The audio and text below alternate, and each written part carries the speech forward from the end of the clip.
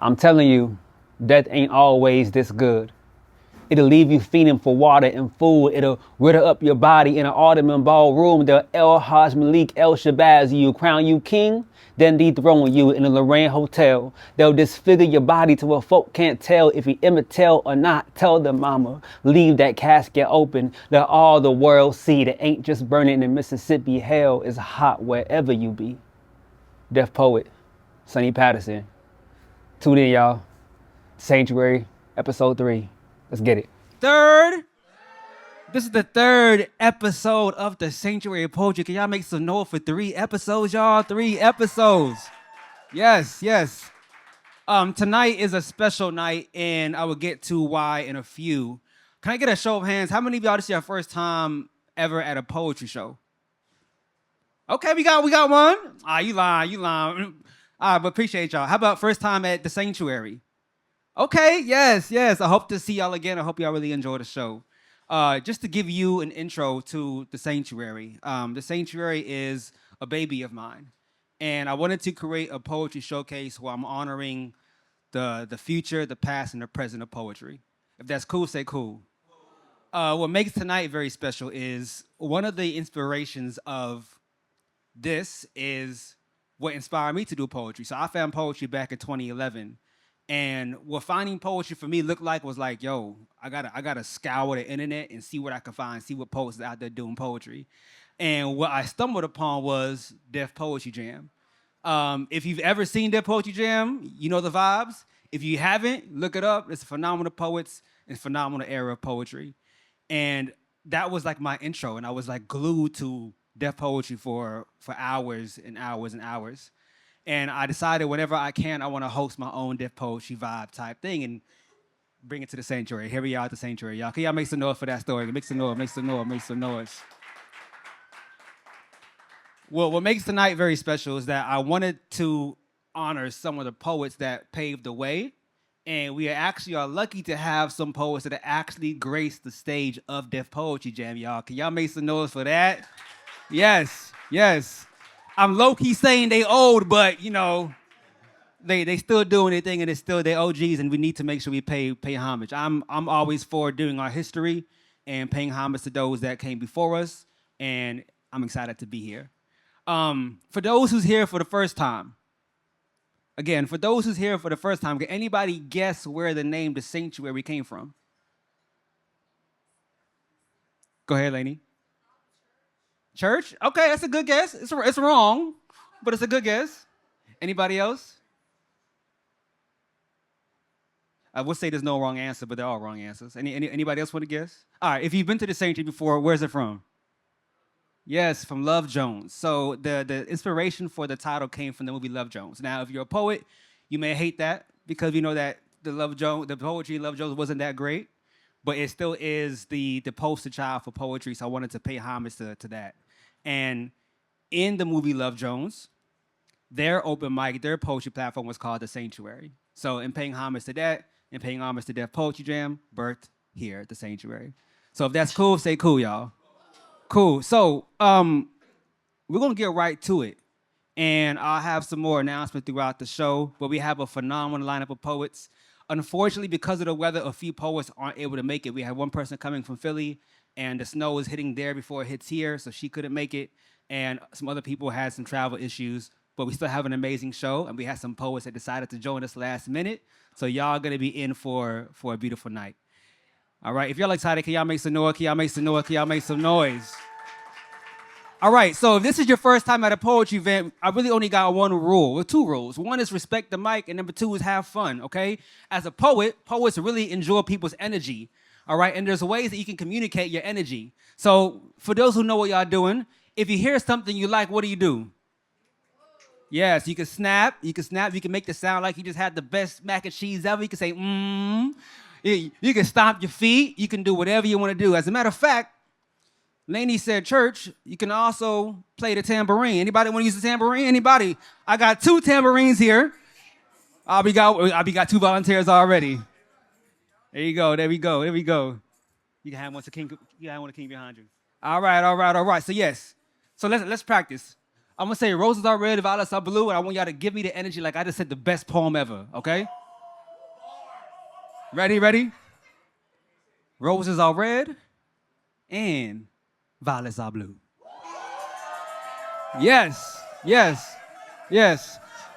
Now, now, I promise you the poetry you're about to hear is going to be much better than that. But despite how you feel, I want that same energy for every poet, okay? The poets really enjoy that, and it's really important for the poets up here to have that energy. If that's cool, can y'all say cool? All right. So, without further ado, your first poet of the night is really going to set the tone. This poet, I'm really surprised he's even here. He has a show tonight that has been airing for how long has it been on for? 3 weeks, y'all. And he decided to still carve out some time to come here and grace the stage and bless the mic. He also is a former poet from Def Poetry Jam. Can y'all make some noise for that, y'all? Yes, yes, yes. So can y'all start clapping right now? From California, start clapping right now. He is the producer of the Tri-Step, yes sir. And can y'all start making noise right now for Dahlak Brathwaite all the way to the stage? All the way to the stage. Hey, have fun, brother. Do your thing. Take your time. Right on. So I'm gonna spit on this mic and then run the fuck out of here and try to catch my show. But I really wanted to do this because I wanted to share this show with y'all, and I'll tell you a little bit more after I do this first poem, which is actually from the show itself. So without further ado, since y'all don't know me, let me just tell you, I'm a good nigga. At least that's what I managed to gather from, the random white folks who might have thought of it a compliment to say, I like black people like you, or you're one of the good ones, which my Rosetta Stone for racism translated into you're a good nigga. I didn't mind it. I actually kind of liked it. It kind of made me proud because, yeah, I am good and bright and qualified and polite. I'm non-violent. I got a pretty good outlook on life. I smile a lot. My teeth are bright. They think that I'm cute. My nose just right. Lips just big enough. Dick just big enough. What's up? You like? What it do? I mean, is you in the mood for a little bit of taboo? I like to read. I like check off, and I know you like to check off your to-do. I am the desire without the fear. I'm safe. I'm trustworthy. You need diversity in the workplace? Great. I need a career.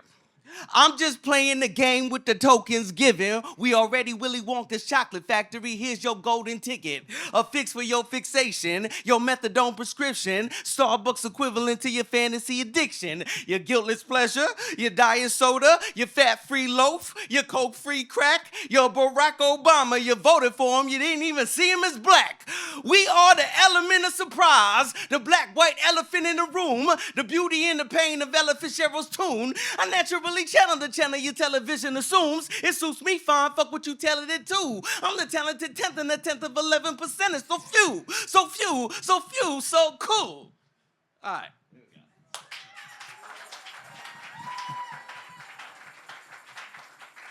Right on. Thank you, y'all. So that piece is from the play going up right now. It's called Tri-Step Trip. It's been running for 3 weeks. It's been part of the Under the Radar Festival, but we just extended one more week to February 1st, y'all. And hopefully Imani and Brittany could testify to it. They just came last night. And yeah, thank you. And so I just want to offer y'all. My ass forgot some flyers, but I just want to let y'all know, first 5 people to hit me up on Instagram, I'm giving y'all free tickets to Tuesday night if you're available, so hit me up. We're also doing a snow day sale for the next 2 days, so please hit me up on Instagram, Dahlak_Leon. And I just really want y'all to check out this show. Here's also another poem, and maybe you'll get more context about what this show is about. So. If the church is a gateway to heaven on earth, then the court is a gateway to hell. They both swear by the same book. They share words and similar ideals of witness and testimony and judgment and confession. And when the judge told me, after I got caught with 4 stems of mushrooms, when the judge told me, well, son, if you don't have a drug problem and you get caught with drugs, well, frankly, it's just a problem. He insists that I admit drug addiction in order to avoid admittance into prison, and I shit you not, I have a religious experience. All of a sudden, I'm 14 again, and my bowed head is held by this sister from Calvary Christian. She's a missionary, and her mission is to get me, along with 50 other teens, to speak in tongues once the Spirit jumps into us, like this. Shimmy, shimmy, ya, shimmy, yo, shimmy, yay. Mama say, mama sa, mama kusa, onomatopoeia, Akuna Matata, Rihanna, Beyonce, and then we're saved. She prayed for me, partly in English, partly in Rihanna, Beyonce, and that part I just can't translate, so I can't tell if she's doing it right, but I just know that it's not taken. But she says she's not stopping until I join the cacophony of... It's for the sake of my salvation. It's either this or hell, and I was introduced to religion through Catholicism, so trust me, I know guilt. It frightens me beyond belief that I might be beyond saving or that this might just be some bullshit. So I bullshit. Sarate, Wadata, Capachow, Sepachow, Tippy Tow, Tippy Tay. I don't know. I was 14. Pootie Tang just came out. I was confronted by the jail of hell, and all I had to say is what these saviors seek, as if my soul is more for sale than for sale. I lied in the places that were supposed to be honest. I lied and fell inside myself where I stayed, convinced that these systems, these places, they just ain't for me. I had lost the faith. This is a little racket. A little backroom deal where you really deal with nothing, where you buy benevolence with false mercy, and I sell my word until it ain't worth shit no more.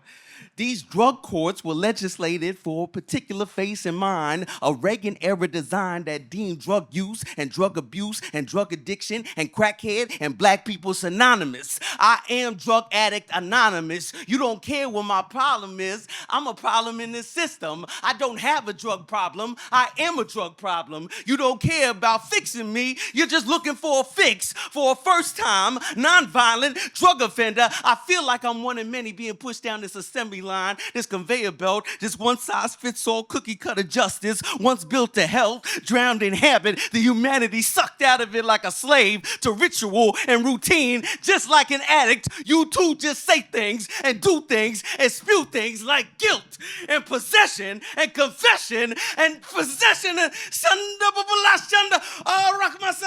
fuck it. Yes, Your Honor, I need help. Save me. Thank you, y'all. My name is Dahlak Brathwaite. The show is Tri-Step Trip. 5 free tickets. Hit me up on Instagram and come through next week. Thank you. Y'all, before he leaves, he also got married yesterday. Can y'all say congratulations to Dahlak? 1, 2, 3. Congratulations. Yes, yes. Y'all, one more time for Dahlak. Y'all, one more time. Yes. Y'all, please go see the show. Me and Brittany went and see the show last night, and the show was amazing. So imagine what you saw here, but he has people behind him.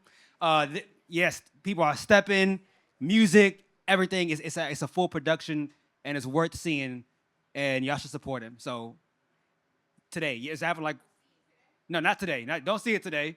But follow him on Instagram at Dahlak Brathwaite, and you can find all the information from there. Or you can ask me too. But yeah, can I make some noise one more time for Dahlak? One more time for you. Yes. All right, we're going to keep this show going. So this next poet, as I mentioned earlier, part of the goal for the sanctuary is to honor both the past, present, and the future of poetry.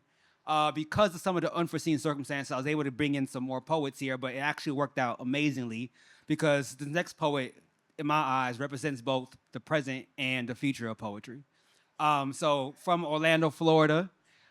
She also is performing with the Aja Monet coming up very soon. Can y'all make some noise for that? So can y'all start clapping right now and give it up for your next poet? Give it up for Laney all the way to the stage. All the way to the stage. All the way, all the way, all the way, all the way, all the way. Being here. Thank you for having me. Yeah.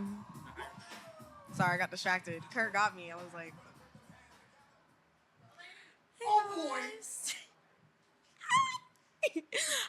hey guys. So I'm gonna do 2 new pieces real quick. And then I'll do an old piece. Well, do y'all want old shit or new shit first? Okay. Okay, so both of these are unfinished and like they're both drafts, and I really do want feedback, so I just want to tell y'all that. And I won't say anything else.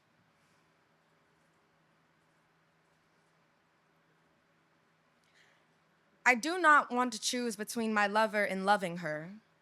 We could all share a bed at night, swallow each other into submission. For all I know, their shadows could take the same shape. Forgive me, for Ari altars built in her name. Her taste is hard to get off of my tongue, and I know who'd call it wrong. And I still love them, still listen, still wait for God to happen, and I know he's real. Like I feel him in my fingertips, study him. Like I study her fears, hunt the hemorrhages of her heart. I've bathed in her blood and don't think he'd call it purity. She whispers scriptures in my ear, and it's not dirty talk, but I burst at the sound. She's made a living river out of me, made someone worth living for he who finds a wife finds a good thing. Father, I found a precious thing. Come, gaze at the majesty of what you made. God, look how she wakes with lips full of mourning and kisses the sun into place. Oh, Father, she's holy. She holds me and I can't feel you. I chose to love her and had to mourn you. Now the light don't even tap at our window. She does not believe, and I would not tell her. I fear for the sake of our souls. I don't know that we were ever built to survive such a cold winter, but I love her. I've dragged my wife through alleyways and haunted halls, and I cannot tell her we are hiding from God, his glory and wrath, my past and my pleasure. I treasure my religion, and women are deep like empty tombs. They call Christ's love unconditional, and I force the church to prove it, and I don't know if this poem is homophobic or blasphemous, but I know I love. I love.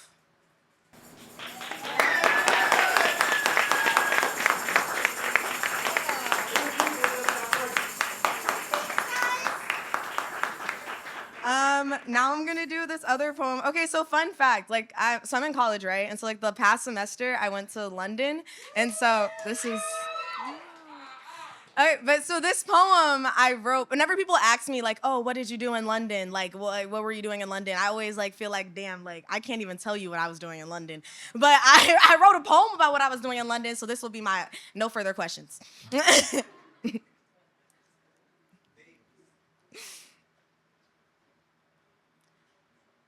Oh, fun fact, this poem is titled XOYO, which is the name of one of my favorite clubs in London.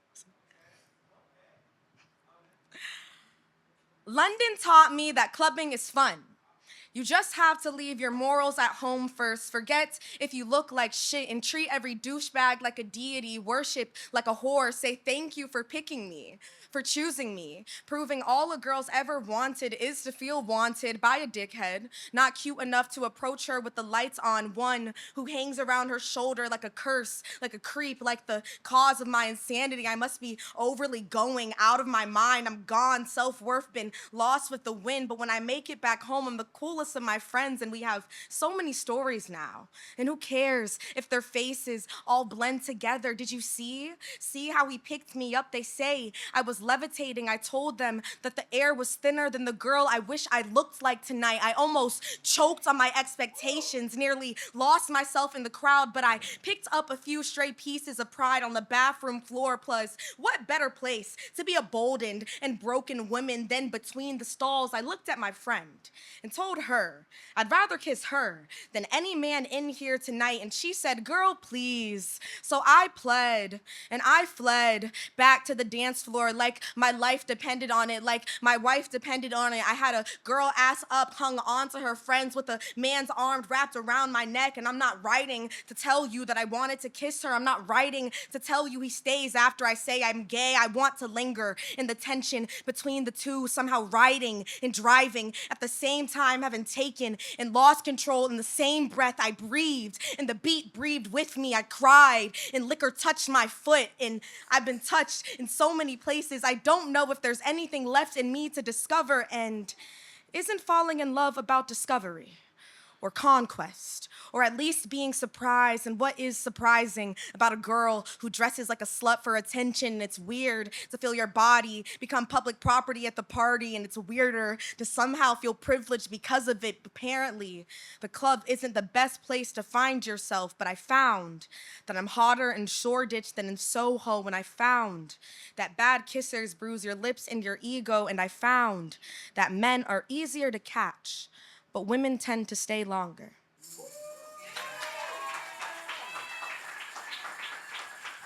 Thanks, guys. Now I'm gonna do some old shit. Yeah. My favorite. Yeah, because Imani said to.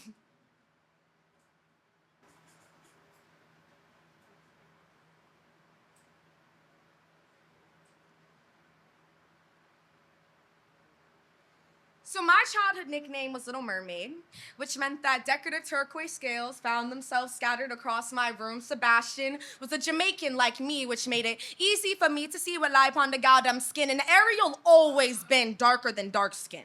I mean, you can play make-believe, but I didn't think no white girl was coming up with tunes like these when she spit it for me like under the sea. Oh, under the sea. Like, darling, it's better. Down where it's wetter. Take it from me. But of course, eventually, as I got older, the water's iridescent hue began to fade, and it became hard to hear the tune over the sound of the waves crashing hard and the currents pulling in. But I could hear what sounded like muffled screams. There was a touch of terror in the tide. I think the gulls talk of guilt from the ones who survived because Sally sold slaves by the seashore, and that is only if you were lucky enough to reach paradise. And I don't know whether my ancestors were pushed off the boats or if they did it to survive, whether they chose their lives under the sea, under the sea.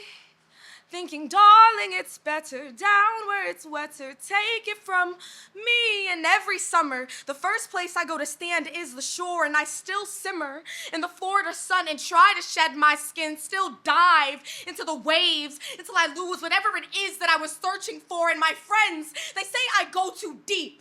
I say I'm reaching for my bloodline like this song is my ancestors' siren sound. Slaves are the only mermaids I've ever seen, and when I meet them, they do their best to reunite our legacy. Ariel whispers all the stories. Abigail didn't have the time to pass on, like when the ball and chain wasn't a metaphor. She meant just how they fought, how they rose, how they took each other's trembling hands, leaped, stomachs full of nothing but faith as they prayed that God's hands would be the ones to catch them. And they asked me if it was worth it.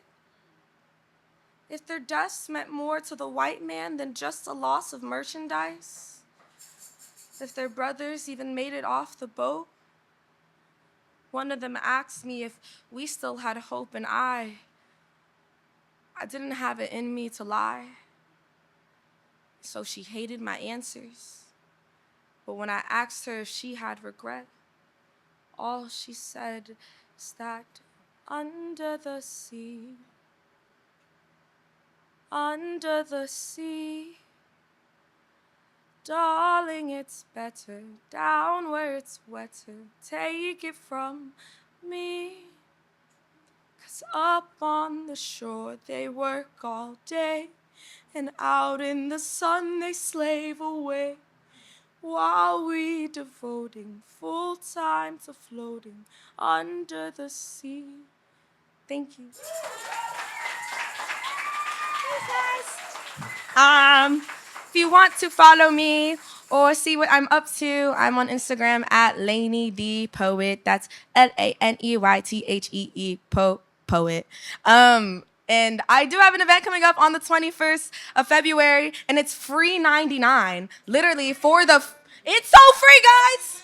That's basically free, guys. So it's free. You get to go see Aja Monet perform, and then, I'll be there too. And there's going to be free food because, we want to feed you. And it's an event about blending, indigenous communities and black communities. So we'll have native food and we'll have black food. So it's going to be fire. Come get fed and, enjoy space. Cancel. One more time for Laney, y'all. Keep it going, keep it going, keep it going, keep it going.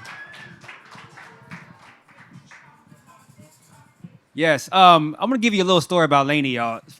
The first time I met Laney, I think it was 2 years ago. There's this big slam called Women of the World Poetry Slam, and this was happening in Baltimore, and this is a slam where women from all over, really the world, come and compete to see who's the best women poetry slam artist. Laney had competed that weekend, and Laney had made it to the final stage, meaning she was among the top 10 best in the world. And she had this poem, and the poem was pretty much like an FU to the stereotypical slam etiquette. And she stood on it, and it was a poem that made her have a time limit penalty. If she didn't have that penalty, she definitely would have moved on, and I think she would have been in the top 3.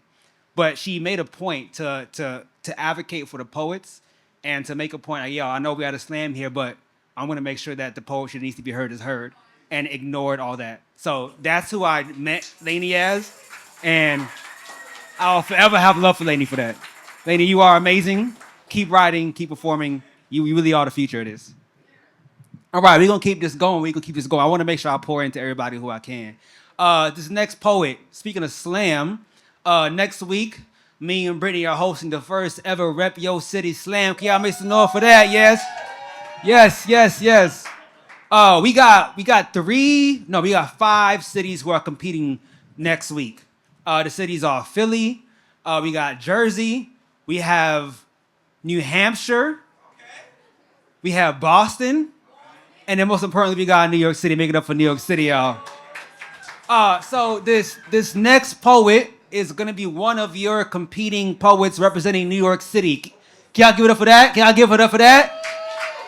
So he also is someone who I called at the last minute to come and hold it down to fill the space when other poets couldn't make it to tonight's show. So he's from Honduras, but right now representing the Bronx. Can y'all start clapping right now? Give it up for the Rep Yo City, New York City poet. Give it up for Daniel. Clap right now, y'all. Thank you, brother. Of course. How y'all doing? So I'm originally from Honduras. I moved to the US maybe 12, 13 years ago. And there's many things you don't understand, like the culture clash is something you can't even imagine. So I would speak with my cousins and their accent starts changing. The slang is lost, so it almost feels they're speaking to another person. But when I came, kind of started making sense, so I wrote this poem. Orupéndulas in español, orioles in English, is a migratory bird with black feathers and orange chest. Orioles knit nests that hang from trees like pouches, like charms. Las orupéndulas silban y migran. In spring, they spread their wings, called by love and longer days. Orioles fly north. They leave the tropic, and Juan follows. Migratory patterns reflect environmental stimuli, maquilas, corruption, fruit companies. Honduras is a beautiful country for tourists. Locals are forced to leave through the desert. Juan dreams of a better life Awake with his arm tied to the top of a train, he can't fall asleep riding the beast, La Bestia, with its metal claws and metal tracks, burning fangs that if you fall will cauterize your meat.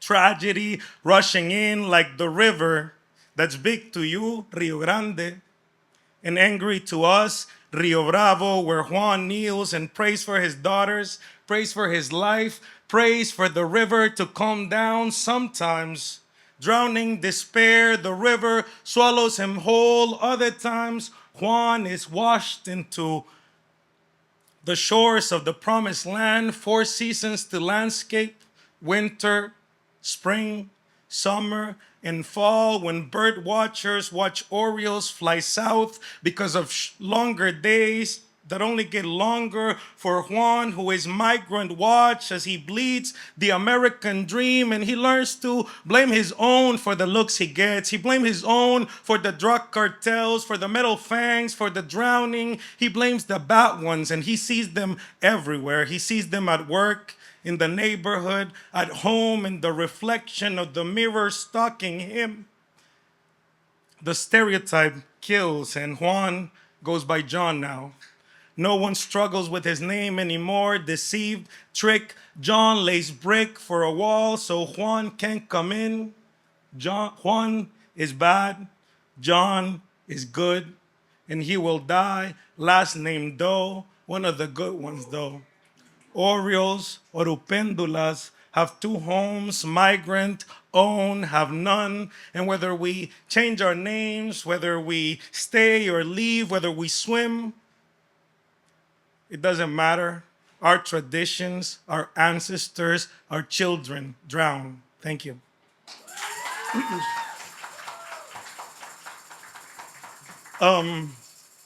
So, after I made it to the US, obviously you encountered this whole other apparatus of racism.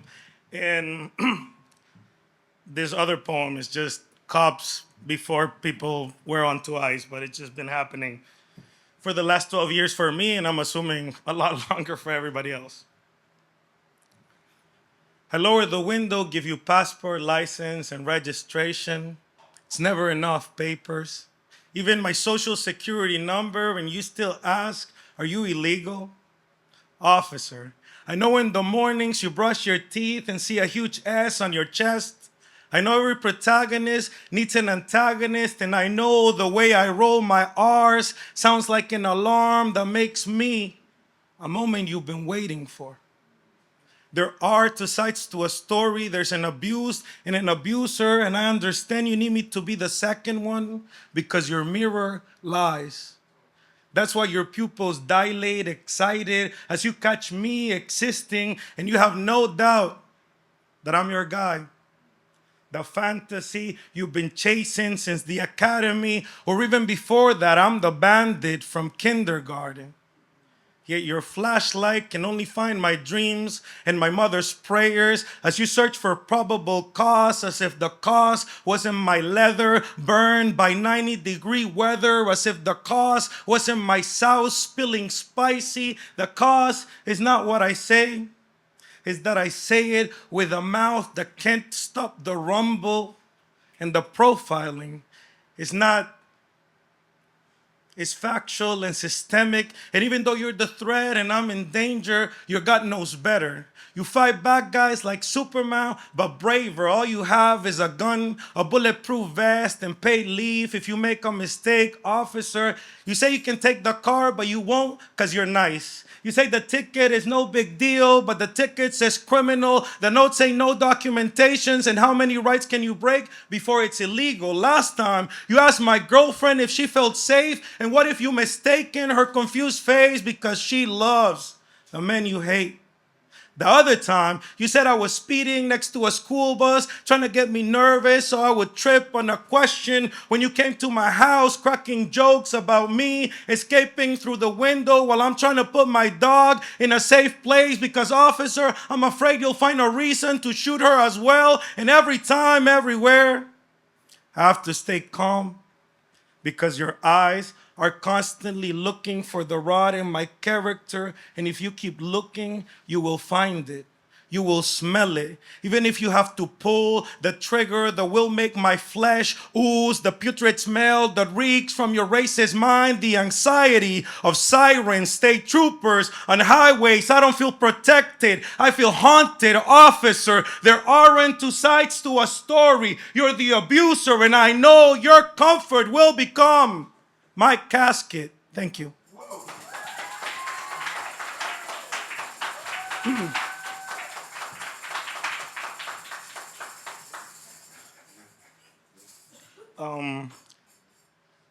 When I started writing poetry, at some point I was like, I'm gonna quit poetry. But before I quit poetry, I want to memorize a poem just to feel what all these people who are just like getting possessed on stage feel. And I wrote this poem and performed it somewhere, and I got my first gig. They were like, yo, that's crazy. Like, you want to open for someone Friday? And I was like, yo, I'm gonna stick with poetry. So I really love this poem. Hopefully it's here.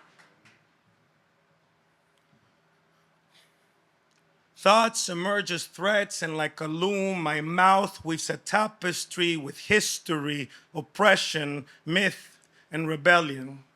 My voice is a fabric torn by apathy and cultural genocide. I'm forced to play hide and seek with corn to find the unsung who whisper, our traditions woven won't die.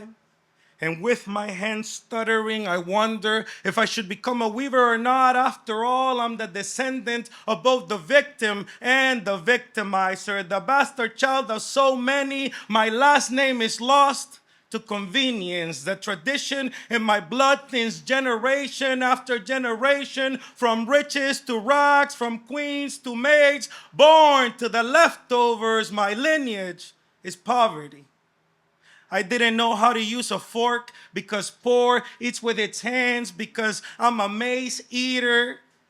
I'm afraid kneeling is a taste acquired after centuries of flesh-eating whips, so I no longer pray or believe in a heaven that never welcomed me. Instead, I remember. My dad taught me that stars have names and the cosmos has a rhythm and contemplation. There's knowledge at Chichen Itza during the autumn equinox. A shadow slithers down the stairs of the pyramid. A scale sundial marking the seasons, like trees in the forest, like leaves in the wind, like a melody in a flute. Time, a name, rhythm, cock tune, 20 years, back tune, 400 years, tick tock tune, fish coming out of the sea, growing feet, scales, fingers, snake and monkey screaming in my head, quetzales, guacamayas. I want to spit feathers and birds who used to be caged. I want to vomit keys. I want to speak with jaguars like my ancestors after walking on water 20,000 years before Jesus did. I am the miracle, son of man, son of monkey, son of reptile, son of fish, son of stars, son of the universe. Thank you.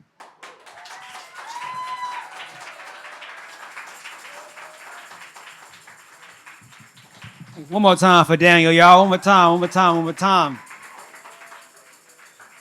All right, so brief announcement. If for those who are hungry, we do have some food, and food is ready for purchase. It's not free, for purchase.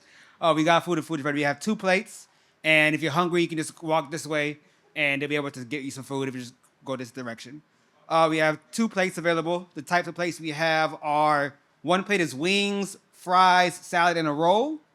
And then another plate would be chicken skewers with meatballs, fries, and a roll. So 2 plate, 2 options, that direction, and they'll help you and give you some food, y'all. If y'all enjoying yourself tonight, can y'all make some noise? Can y'all make some noise? Give me some noise. Savannah, for those who want food, do they just knock on the door? Is the door open? All right, just come see Savannah. Hey, can y'all wave? Say hi, Savannah. I want to shout out Savannah too. Savannah is an old coworker of mine. So for those that do know, it sounds hard to say this. I used to be a public defender. For many years, I was working as a public defender at the Bronx Defenders, is where I met Savannah. Savannah was working there also. And now Savannah's been a wonderful window into us having this space here.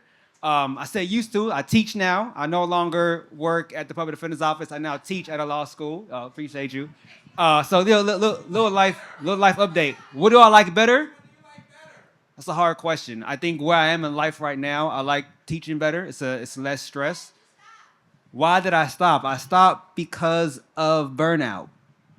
Public defender job is a really tough job. You know, I was balancing 80 odd cases, representing people accused of committing all kinds of crimes, from thefts to murders. It's a heavy job, and for those that are able to do it for a very long time, I don't know how. 7 was a long time for me. I might find my way back, but it was time for me to hang it up and do something a little bit lighter. If y'all enjoying the night tonight, can y'all make some noise? All right. I want to see who we have in the building. All right. You know, for those who know what to do, about the little roll call. We're gonna start with Staten Island. Is Staten Island in the building? Staten Island here? Can we make some noise for Staten Island? Can we make some noise for them though? It's still part of this. This is part of the fans for Staten Island. All right. Is Queens in the building? All right. It's getting a little louder now. It's getting a little louder. Is Brooklyn in the building though? Where Brooklyn at? Okay. Hold it down, Gordo. Hold it down, Gordon. I'm not gonna say the actual borough. Is Harlem in the building? Yeah. Give it up for Harlem, y'all. Is the Boogie Down in the building? Where the Boogie Down at? Yeah. Yes. Y'all, you know what? Is Westchester in the building? Okay. We got 2 Westchester. We got.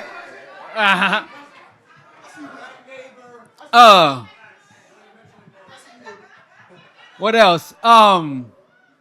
We got Jersey in the building. Okay, yeah. What up, Jersey? We got Long Island in the building. Long Island. Okay.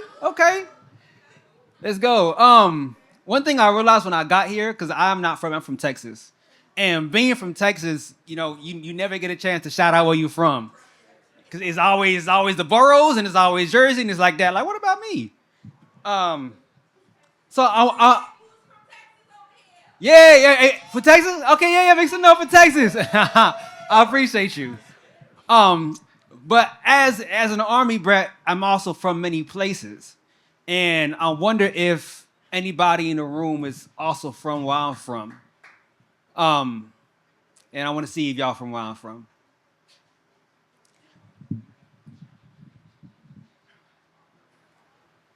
I'm from church on Sundays.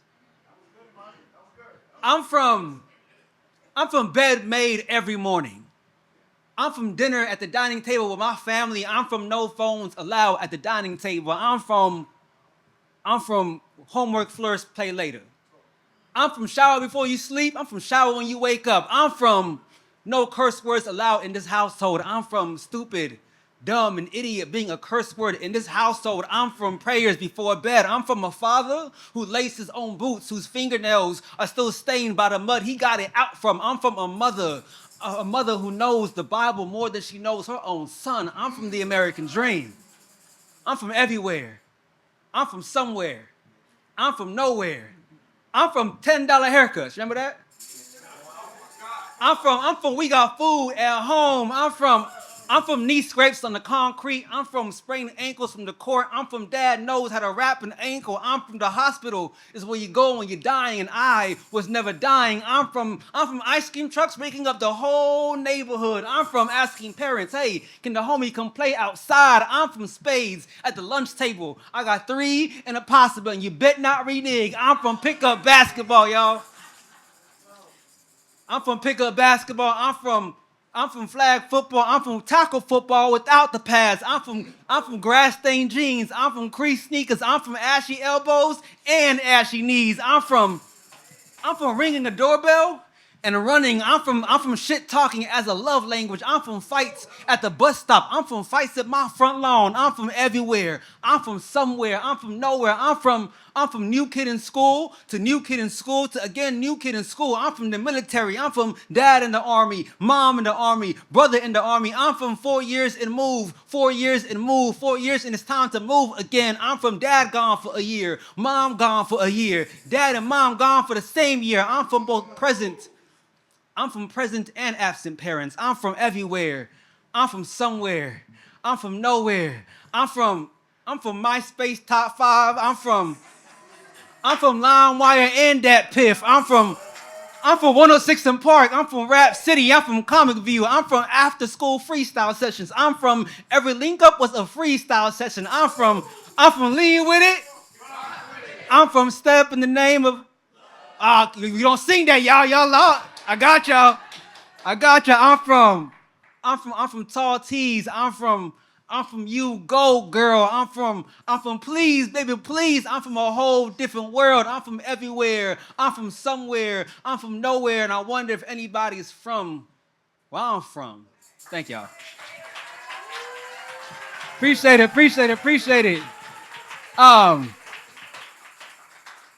We're gonna keep this show going. All right, so two brief announcements. The first is if you are a poet or you are a lover of poetry, once a month I host what's called a Sanctuary Cipher. Okay, so this is called just a Sanctuary Showcase. So this is where we come and I have the poets selected and they come in and perform poetry for y'all.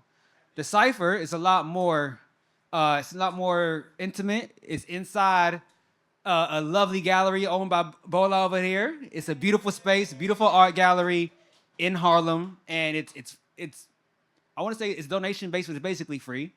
It really is free. If you just donate $1, you can come. But yeah, it's a cipher. You come, spit some poetry, be inspired. We commune, we talk, we hang out. I wanted to have a space where we can kick it outside of just formal poetry stage. So I'll have more flyers coming out, more information, but come to a cipher. I promise you will enjoy it. If that's cool, say cool. All right. The next thing I wanted to say is if you record anything, that's fine, but do me a big favor and let's get my page some love. So please @ the Sanctuary Poetry, all one word. It's the Sanctuary Poetry, all one word. If you already posted a video, you can go back. You can add us still. So please just give us some love. All right. If you're tired of me talking and you want to hear the next poet, can y'all make some noise? Make some noise. Make some noise. Make some noise. All right, so your next poet from the Boogie Down Bronx. Y'all make some noise for the Bronx. There's a lot I could say about this poet. I've seen him perform, and captivating is a word that I would associate with his name. He's an actor, also a poet. He's a 3-time, can y'all say 3-time? He's a 3-time winner of the Manhattan Monologue Slam, okay? He's known for his signature.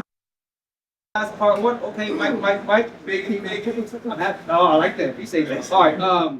Give me a second. You can figure out the situation. One second. All right. Check. And we back. Coming from the Bronx. He's an actor. He's a poet. He's a 3-time winner of the Manhattan Monologue Slam. Can y'all give it up for your next poet? Start clapping right now. Give it up for my man, D Black, all the way to the stage. My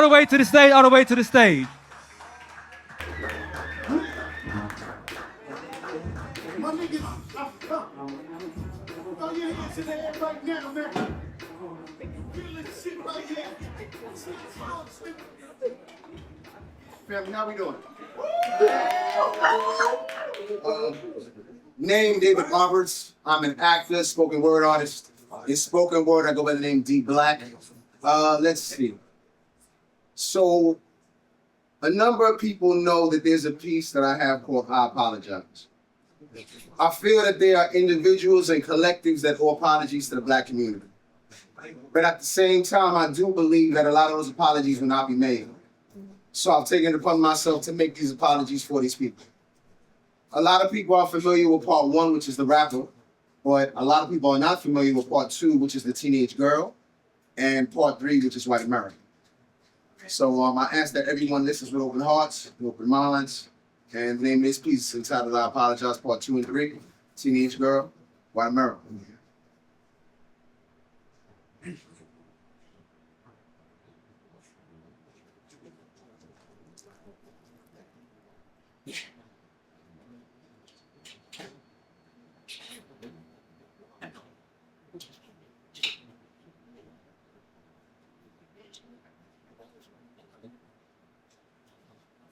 And I apologize.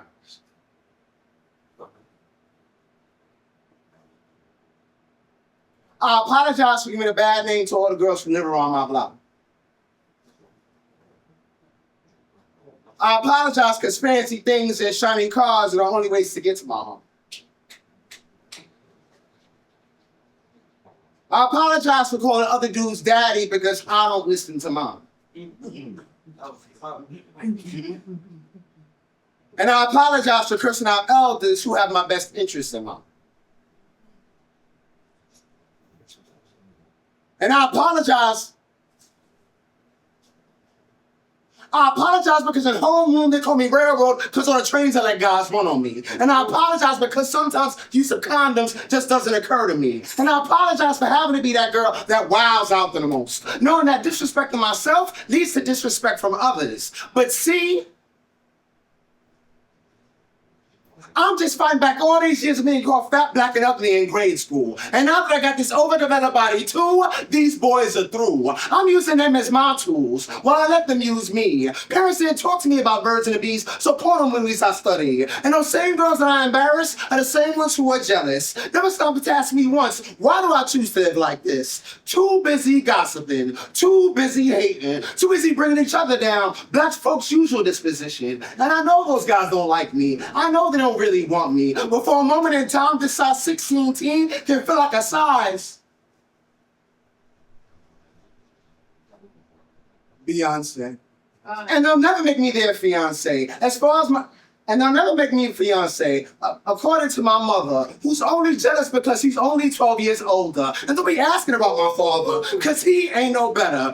Being me with cords and wires, and you wonder why I'm so defensive. Or chasing waterfalls TLC didn't prepare me for. Or driving my car of life with blinders on straight into brick walls. Black Humpty Dumpty having great falls with internet monsters and sexual predators without prophylactics, but with Hennessy and Dutchess, a potential AIDS victim, a teenage walking death wish, a knock never getting answered, a dent never getting fixed. Sex is my pistol and acceptance is my target. But until I acquire love of self,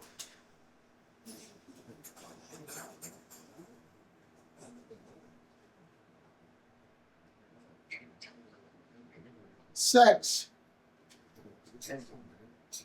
is my pistol, and acceptance is my target. But until I acquire love of self,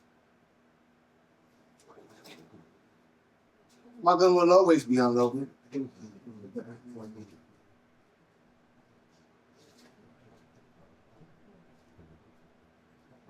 And I was put here for a deeper purpose, even if others didn't show it. So for my friends, my parents, no, for myself, I apologize.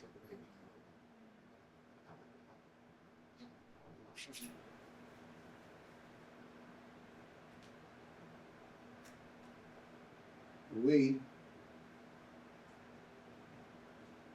white America,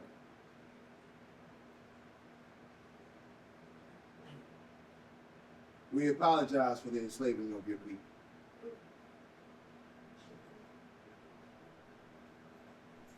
We apologize for prodding into your minds the belief that we are not equal. We apologize for using Willie Lynch speeches to help keep you separated. We apologize for not wanting to discuss reparations but living off of slavery legacies. We apologize for COINTELPRO, the killing off of your leaders to ensure our safety. We apologize for the lynching and raping of your women, children, and men. We apologize for civil rights that you had to fight for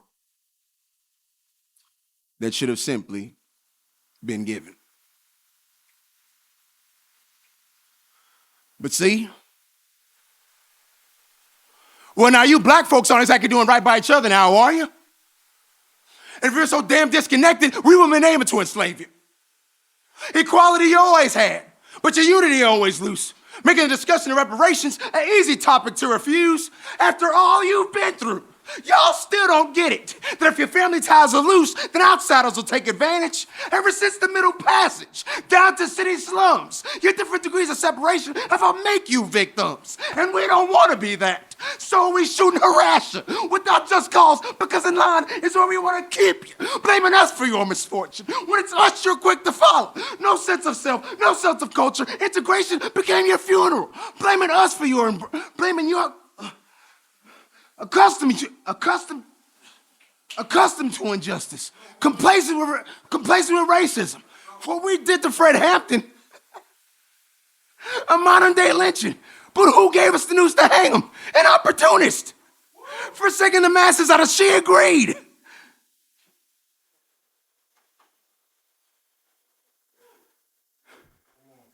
Kind of like the history of between you and we. The truth is, we don't really have an apology suffice for all the things we've done here. And for us to apologize just makes us vulnerable to the white privilege we stand to lose. But change has to begin somewhere in order for it to start. So, from the bottom of our hearts, and with the deepest of sympathy, we apologize.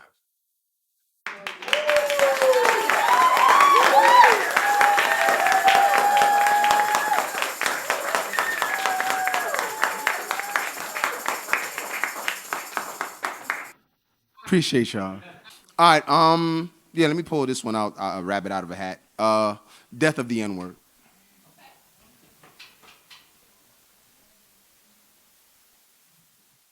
Yo, I saw the word nigga get beaten to death today, yo. I saw the whole thing. And you know what? He had it coming. Black people surrounded him on the corner of Truth and Hope Street. He was standing there selling drugs, doing his usual routine. But on this particular day, black people weren't having it. They bonded together, kisses, hugs, pounds, and handshakes. Before you knew it, the word nigga got grabbed by his neck and thrown to the ground. Black people were vexed. You tricked us into this foolishness for the last damn time. The word nigga was like, oh, so what, now you gonna kick my behind? Yo, for years we've been together. We ain't never had no problems. Black mama said, shut up! She kicked him, a stiletto to his throat. I bet. I ain't going front. Now, when you first met, it wasn't on the best of terms. But now you getting all uppity, and you want to blame me for your issues. I was sent to make you feel bad and fill you with disgust, but I'm the words you run to when your baby father don't show up. Black mama said, yeah, but you also gave him an excuse to be something he's not. I realize that now. And with that said, Black mama picked up a rock. Black papa stepped in. Man, I used to have your back. My favorite word when I thought it wasn't enough for me to be black, you had me fighting for you. You had me defending you. Yo, leave him alone. He's just a word. He don't mean no harm. Black Papa started rolling up his sleeves. But that was just a part of your charm. You were part of the reason that the enemy stereotyped me. I thought it had to be you because I didn't want the responsibility. The word nigga was like, ah, damn, chill, nigga. I thought I was doing you a favor. You brought me into your psyche, not vice versa. I made you feel stronger than all those other labels. Negro, colored, black, African American. I'm your favorite title. I mean, you said it yourself. I ain't nothing but a word. I didn't pick you, you picked me. Why you getting it confused? Black Papa picked up his rock. Yeah, well, I ain't confused no more. Black Mama, accept my apologies. I'm sorry for being a coward. Black Child interrupted. Yo, you used to have me laughing. I love listening to your songs and how your pants is always sagging. But you ain't funny no more. And your songs are missing something. Niggas with attitudes, niggas in Paris. Why you try so hard to pretend to be stupid? The word nigga got to his feet. Yo, shorty, let me tell you something. When your pops wasn't around, I was the one that helped raise you. I showed you how to survive. Sex, drugs, money and violence, how to get by. And besides, I ain't no role model. I'm like Kanye, most rappers, Richard Pryor, Red Fox, Paul Mooney, Talib Kweli, Common, Q-Tip, Chris Rock. I helped you laugh through your pain. My music brought cultures together. I did more than social activists. I did more than Martin Luther. Those are all entertainers, Black Mama said. They care about pleasing the masses and making their bread. And even Richard Pryor decided he had to let you go. But by then it was too late. You became friend and foe. And so what? They're not the only ones. Well, what about the Conscious Collective? They defend me too. Y'all just being too sensitive. These white folks wasn't gonna stop saying it, so I made the pain easier. I gave you back your pride. I didn't make you weaker. Black Papa started choking him. You still don't get it. Nothing has changed. After the laughs and the music fades, black folks still feel the pain. You just helped us to pretend better, that everything is all right. Black Child interrupted. Wait, you're squeezing him too tight. Maybe he can change. Nah, he's gotta go. He's helped to keep us deranged, pull the wool over our eyes. We gotta stand in our greatness. He's keeping us from our prize. And then, just then, in the middle of all that choking, a vision of wisdom and beauty had appeared amongst them. Her name was Black Elder. She knew how to solve the problem. She yelled out, "Stop!" This had to be done proper. And since Black Elder helped black people meet the word nigga, she felt that it was her obligation to help them start things all over.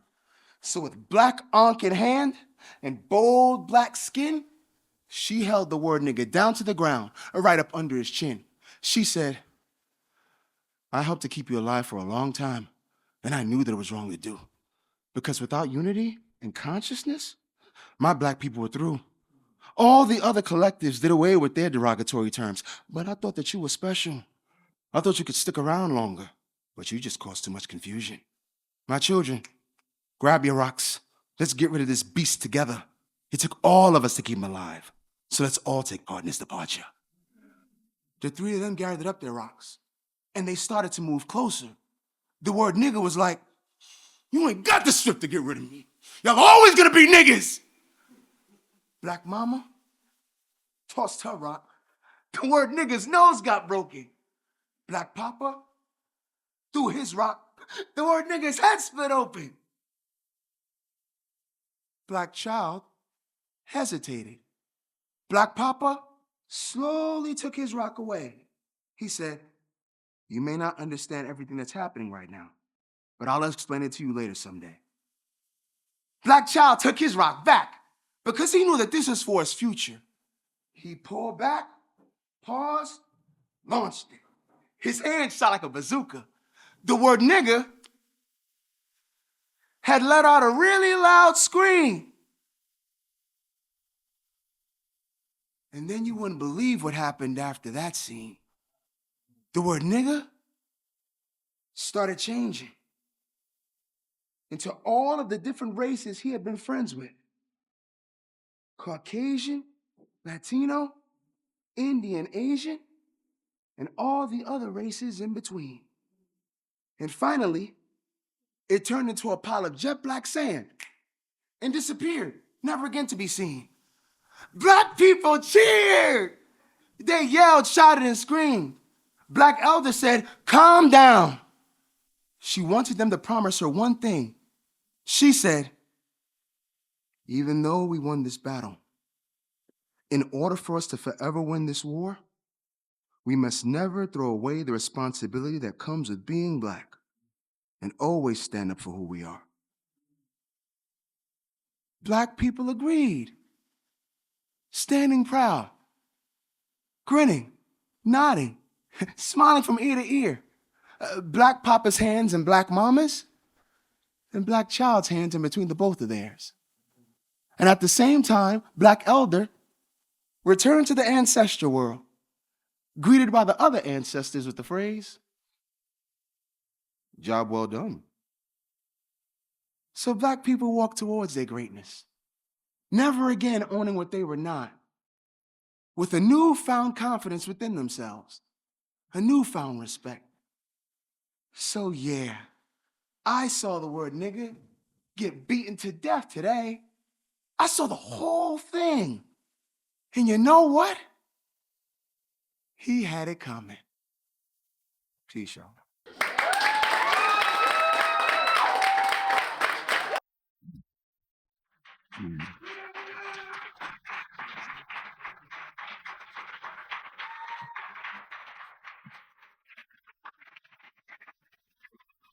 Thank y'all. Oh, now I can hear myself. Good Lord. But if you like what you saw, please do follow.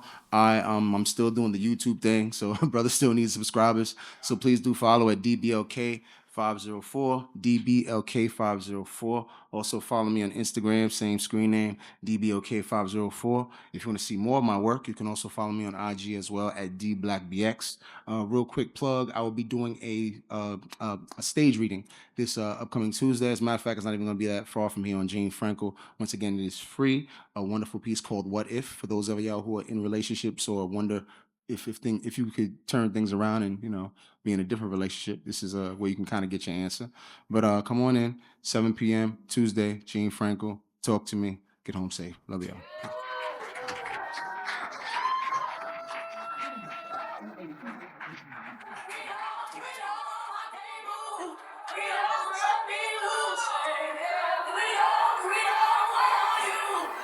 One more time for D Black. One more time for D Black. One more time for D Black. Give it up. Give it up. Give it up. Give it up. Y'all, there are many things that make me fans of other poets. Many things. Some poets pen is out this word. Some poets are able to do different things. When it comes to D Black, I know I can't do what he does. And I think that's one of the things that make me a fan of him. Is like when I see a poet do something that I know I cannot do, that's worthy of love. So can we all give D Black one more hand of applause, man? All right, we're gonna keep the show going. We have 3 more poets. Can y'all say 3? We got 3 more poets. So this next poet, man, you ever meet somebody, and I know I said this last time, but I actually really do mean this. You ever meet somebody and you can just tell they're just good people? And this is that person. And he's someone who, when I first met him, it was all love, and since then it's been nothing but all love as well. He's also somebody who graced the stage of Def Poetry Jam. Yes. So if you type in his name, Def Poetry, his video will show up. For those that don't know, Def Poetry Jam was hosted by Most Def. Can y'all shout out for Most Def? Come on, y'all. It's real culture, real history here, y'all. And this man is a part of that history and part of this history too. He's from the Boogie Down Bronx. Make some noise for the Bronx, y'all. Make some noise. He didn't tell me to say this as part of his bio, but I'm gonna say it. just to make fun of him. He's a 2002 Slam This champion, okay? 2002 Slam champion, all right? And a fun fact about him is he only wears red socks. Only wears red socks. And a red hat. This man shows so much love. Anytime I need a favor, he always answers the call. He always says yes. He defines what it means to be a good person, to be available. So, Bona, I really appreciate you. From the Bronx, a former Def Poetry Jam poet. He all makes some notes right now. He's an artist. He's a musician. Clap it up right now. Clap it up right now. Clap it up. Give it up for Bonafide. All the way to the stage.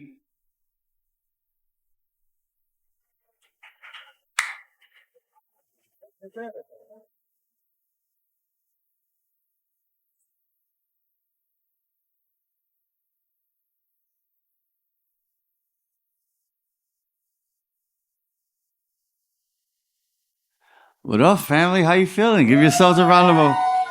You know, I start everything with this. Give yourself a round of applause. You could be anywhere else in the world. You're here with us. And first of all, you could be anywhere in the world, like your house, which is nice and warm. You're outside with us, and we're all gonna freeze on the way back. So, kudos to you for coming out.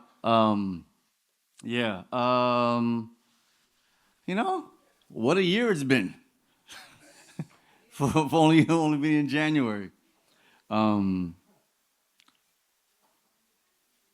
So I'm gonna keep the banter after I read the first piece. This is called One Man's Fight for Love, and I wrote this poem 20. I'm trying to think what year I wrote this. Probably 23 years ago, and the reason why I say that is because there are things in here that we are still talking about now. When I cradle the title poet, I'll be the voice of them. I'll speak of the survivors of Hiroshima, the cancer babies of Yekes, the echoes of Grant Brown, Bland, and Diallo, the last breath of Trayvon Floyd and Anthony Baez. I did a remix, I had to include new things. They were like, whoa. I'll explain to that after I do this. I'll be the whispers of a heartbroken mother after losing her child, the voice of a false conviction, mistaken identity behind bars, the worker in California grapevines, uva snow, a priest steeped in Latin American liberation theology. I will feed my esophagus the cries of the homeless, the screams of the children of Palestine, campesinos of Chiapas, a reverb of Sandino, speeches of Che, the black consciousness of Biko. They showed me what it is to sacrifice for love. Words will be bullets fired in the night. A Molotov cocktail thrown at a tank. A rock in my defense. My voice will shatter every misogynistic statement ever spoken, echoing a roaring Asada, a yelling Goldman, a shouting Lolita, a poetic Lord, a fearless June and Giovanni. I'll be the severed hands of Victor Hara, the last screech of Jimmy's guitar, the booming voice of El Haj Malik Shabazz, the unwavering nerve of Fidel Castro. For when I cradle the title poet, I will know the truth. I will speak Armenian and tell you of our genocide. I'll scout like Langston, howl like Ginsberg, love like Neruda. 5 in the afternoon, said Garcia Lorca. I wish you shalom and recite poems of Paul Celan. Futurist Akhmatova, middle Patrick Sanchez, black magic Baraka poetry. Sandinista Cardenal was our marks of victory. Love will be a box of ammunition. Haikus will be grenades in the hands of children defending their homes. My skin, my elegies, my blood, my laments, my breath, iambic, intertwined with hope. This is a shriek, a groan, a grunt, a ballad, a sonnet, an ode. Poems will be earthquakes in this infrastructure. Paragraphs will be punches in the face of capitalism. For when I cradle the title poet, I will know what it is to love, because I know in its purest form, poetry is revolutionary, just like love.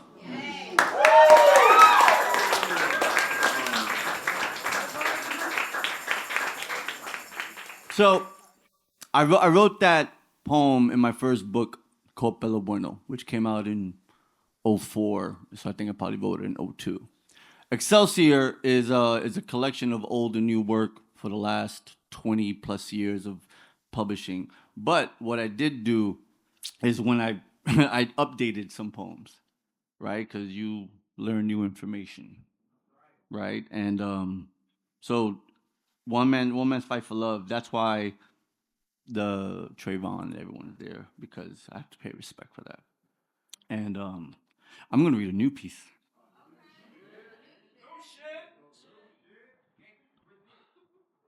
Um, and I was telling you, I just found it in my phone. I was like, when did I write this?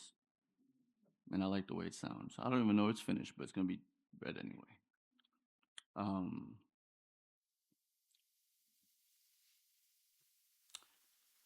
I'm my mother's youngest child, the young viejito on the block, the one who's looking as much in the past as I am the future. I am continuum of all the countless movements you know of and the ones you never heard of because they were taken out just as fast.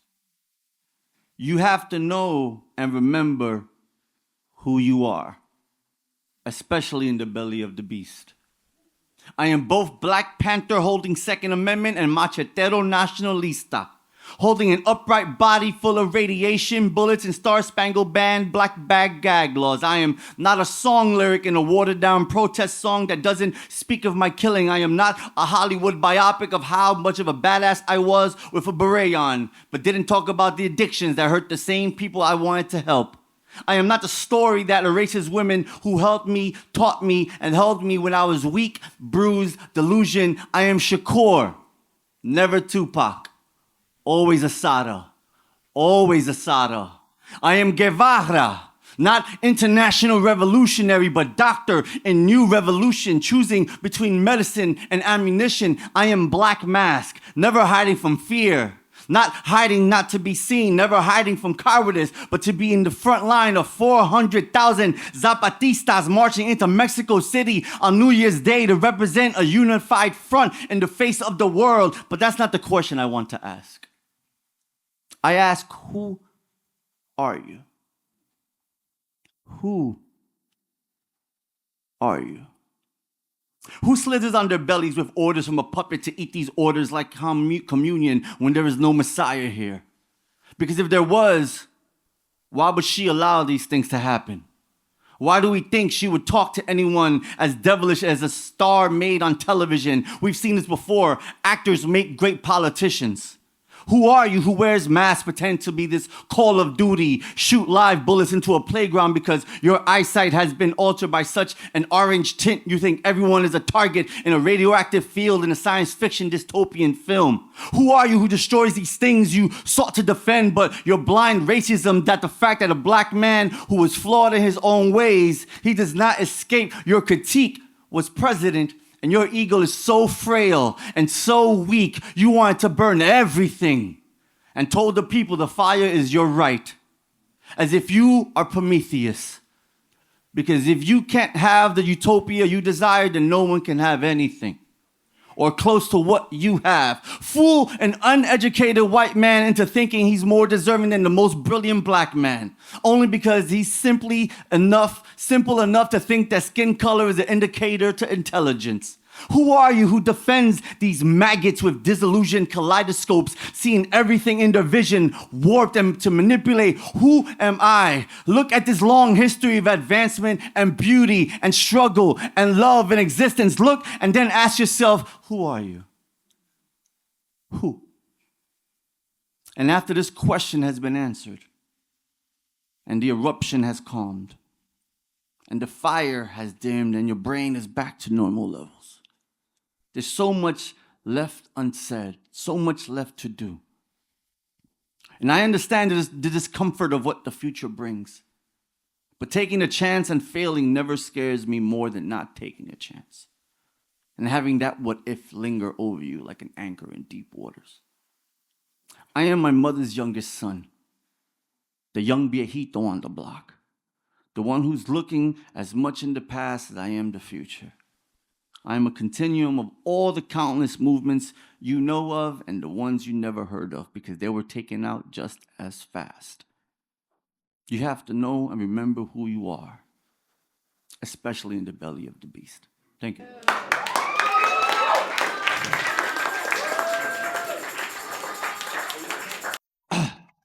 All right, so I'm gonna talk a little shit before I go to this next piece. So,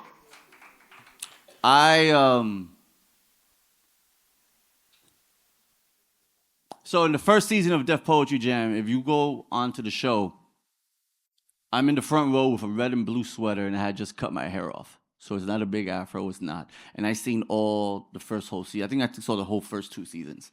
And one of the reasons why I'm talking about it now after that piece is because what that reminds me of is Amiri Baraka's piece about who blew up the World Trade Center. And they changed the title around because, of course, they had to. But that poem was so fucking ridiculous because this is 2002, and Amiri just went off on everybody. And then I think that's when began his blacklisting in Jersey and everything like that.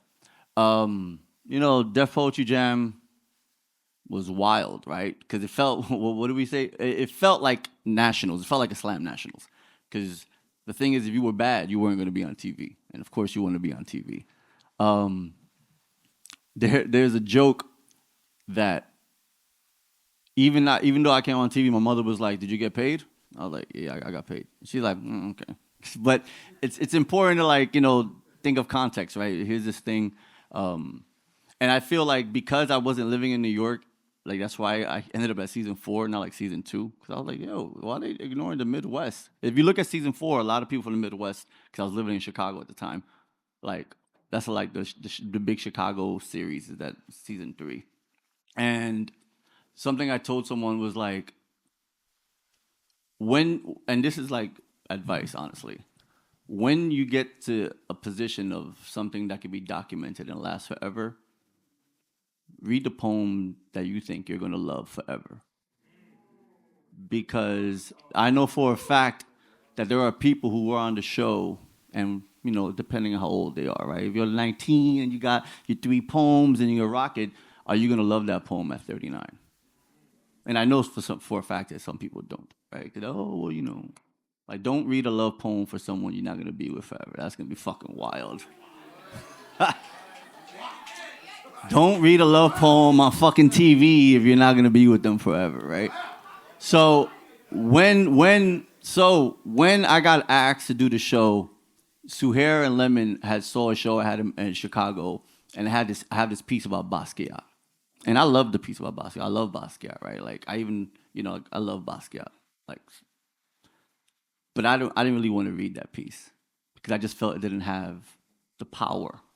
So because I had saw season 1, I realized that they always kind of showed the second poem, usually more because you walked off stage. So when I did that, I did this piece second. And the reason why I love this piece is I'm still a teacher. Me and D Black teach every week at a high school out in Brooklyn. Well, I'm in Brooklyn. So his ass is in Harlem, which is easier than my commute from the Bronx. And this is called In Front of the Class. And it's literally one of 2 poems that's fully memorized. So don't think I can't do it. I just kind of choose not to. No, I can tell you why. In 2004, I was on a team in Chicago, and there was a guy there who had paper all the time, and he was really dramatic if I threw it around. I was like, oh, that's kind of catchy. But then I thought about our relationship with paper and writing and what poetry is. So I always bring a book on stage so that people can see that poets write books as much as we rock stages. And that was like the very early ethos of it. And then I wrote this piece, and I really solidified it. When I wrote this piece about getting cheated on, this massive heartbreak, I remember the first time I read it, somebody asked me, I was breaking down and I was crying, and somebody asked me after, like, oh man, that poem's gonna be great when you memorize this. And I told them, why would I want any of that inside of me? So that's why this poem is still the one that's clearly still memorized. In front of the class. I'm standing in front of a class society has deemed derelicts and hoodlum. And I am their teacher. I'm writing a poem that will save the world, and they say it has to be good as a Nas rhyme and have more emotion than Tupac did. My class consisting of ex-gangbangers, graffiti writers, drug dealers, and students who have traveled too much in the public school system. They are my students. And as their teacher, I have traveled as many roads as they have, and I stand in front of them without fear. Because they can smell fear.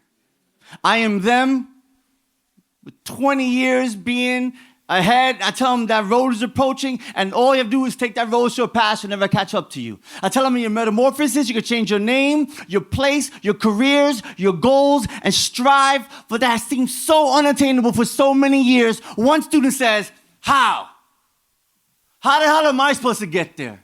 It's easy for you to say that, but I have one kid, one gang after me, and no job. How the hell am I supposed to go anywhere but down and ask them, how bad do you want it? In the beginning, all I had was poetry. Everything else took a backseat. Girls, family, and work lasted part-time for 6 months of me getting fired for writing on the job. I tell them, use your connections. Intern somewhere. Learn to live. Live to write. Write to love. Love to learn. This is the last day of your life. What are you going to leave behind? What will be your legacy? And they stare at me like a rabbit in the headlights and say, I don't know. I tell them to open their chest and let whatever falls out, let it fall on the page.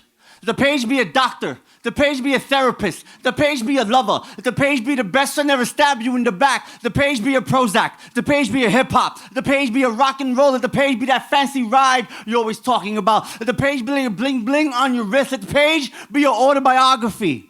Tell them who you are. Tell them they're wrong for labeling you. Tell them fuck you for giving up on them. Tell them your life may not be worth shit now, but tomorrow gives you hope so you won't take the life today or the next day. Tell them you'll be here forever. Tell them you're the ones that create beautiful art from stark reality and it scares the shit out of them. Tell them you are loved no matter what anyone says. Tell them you are loved and they'll write. Pen in hand, no cares for structure, no cares for spelling, no cares for grammar, never coming off the page, and then the first student gets up and their mouth open wide and says, I want to live. I want to love. Repeat 100 times over. I want to live. I want to love. And they ask me if that was any good. And I tell them, it's the best poem I've ever heard. Thank you.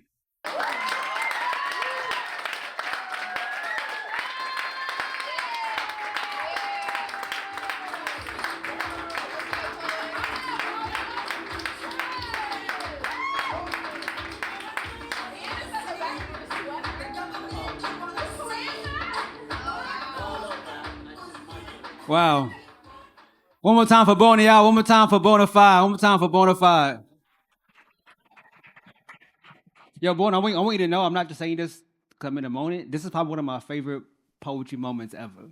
And I mean that. And the reason why, because I remember seeing that poem on Def Poetry Jam as as a senior in high school in 2011 in Texas when I wasn't connected at all to poetry at all. And Def Poetry was how I connected to poetry. And I never knew we would meet. I never knew we would share space. And I never knew I'd get to see this poem live. So that's beautiful. Thank you, brother. Yes, sir. Yes, sir. One more time. Thank you, Quizzy.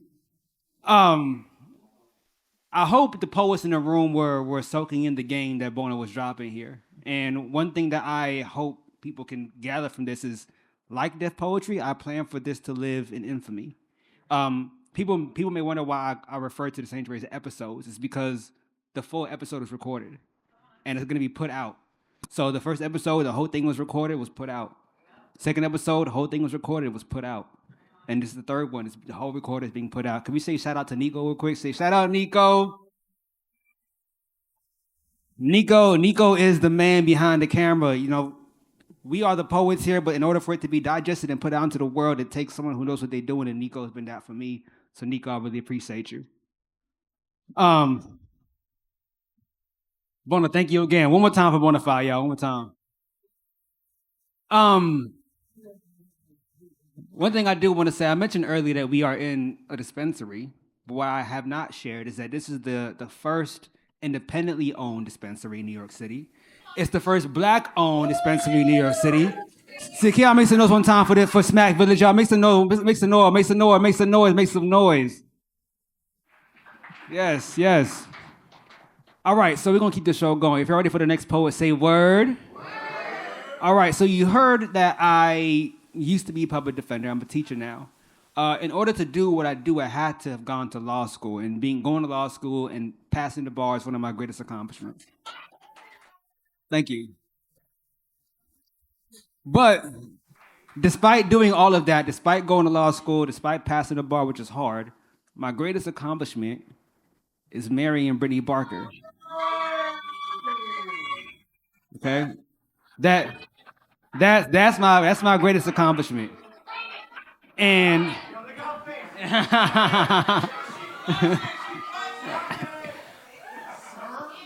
one of the greatest things I get to do with Brittany is I get to host and curate spaces with Brittany. Brittany is a phenomenal poet, and she's a phenomenal poet from New York. Something that the two of us do often as curators in New York is we're often talking about poets to invite onto our stages. Brittany has a closer ear to the New York poetry scene and the poetry scene at large than I do, because she's been a part of it longer than I have.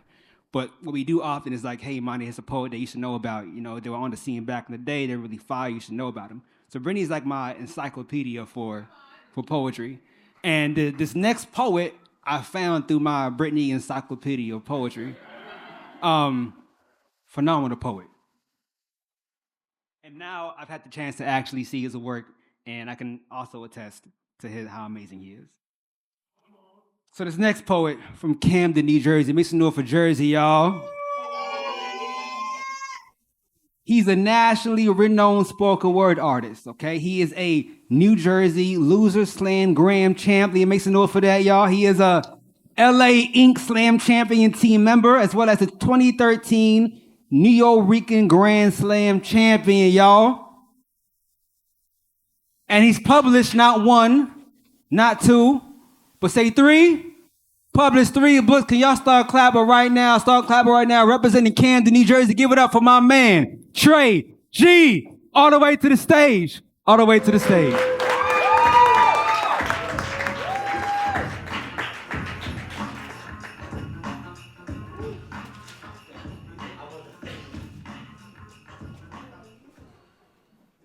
Y'all give yourselves a round of applause. Y'all a beautiful, beautiful audience.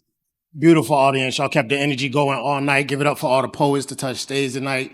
Phenomenal poets. Just proud to be here. Honored to be a part of the show. Can y'all do me a favor while I do this little bit of housekeeping? Just take your phones out, go to your streaming app, whatever app you stream your music on. Whatever app you stream your music on, please type in the search bar RAP-I-TR. Okay, sorry, I'm moving too. Okay, take out your phones, whatever you stream your music. In the search bar, RAP-I-TRE.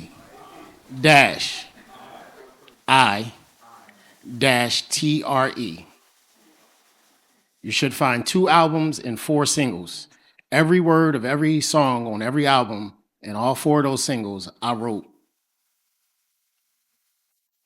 That said, they say if you don't want your business out in the street, don't date a poet.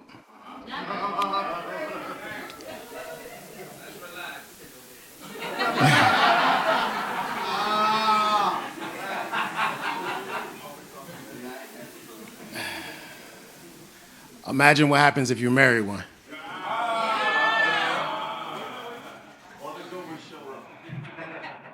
One new poem, one old poem, one not so new, not so old.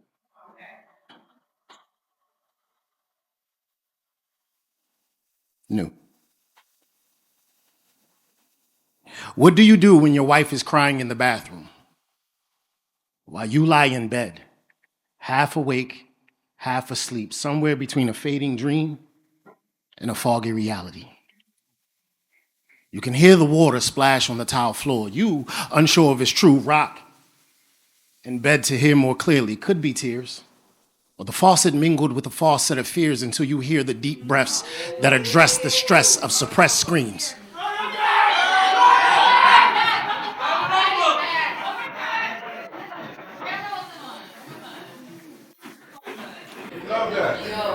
God damn it.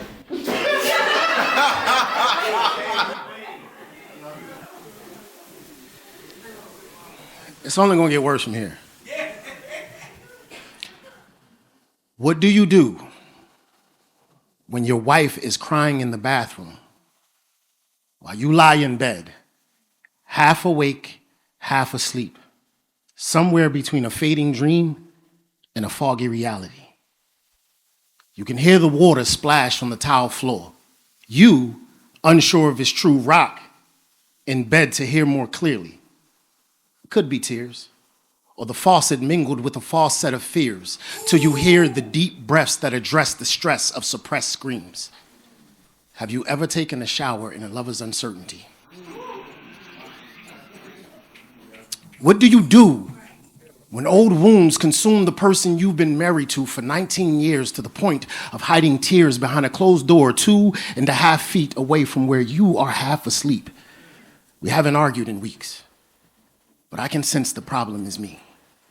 Intuition jumping like a gang initiation, because I have a tendency to be so fucking transparent. I wear my heart on my sleeve like rank on a soldier's dress greens. Carry the arguments in this relationship like grocery bags, from the car to the kitchen. No matter how much is cutting into my skin, I ain't doing this shit again. Regardless of struggle, strain, or distance, I ain't making 2 trips for something as simple as this. I know how sick it is. I know how sick it is to believe I'm perfect. So yeah, I've been working on me. The irony that she is in the washroom cleansing her soul and I am in bed beneath sheets awakening to the reality that maybe this relationship is not the dream I once intended it to be.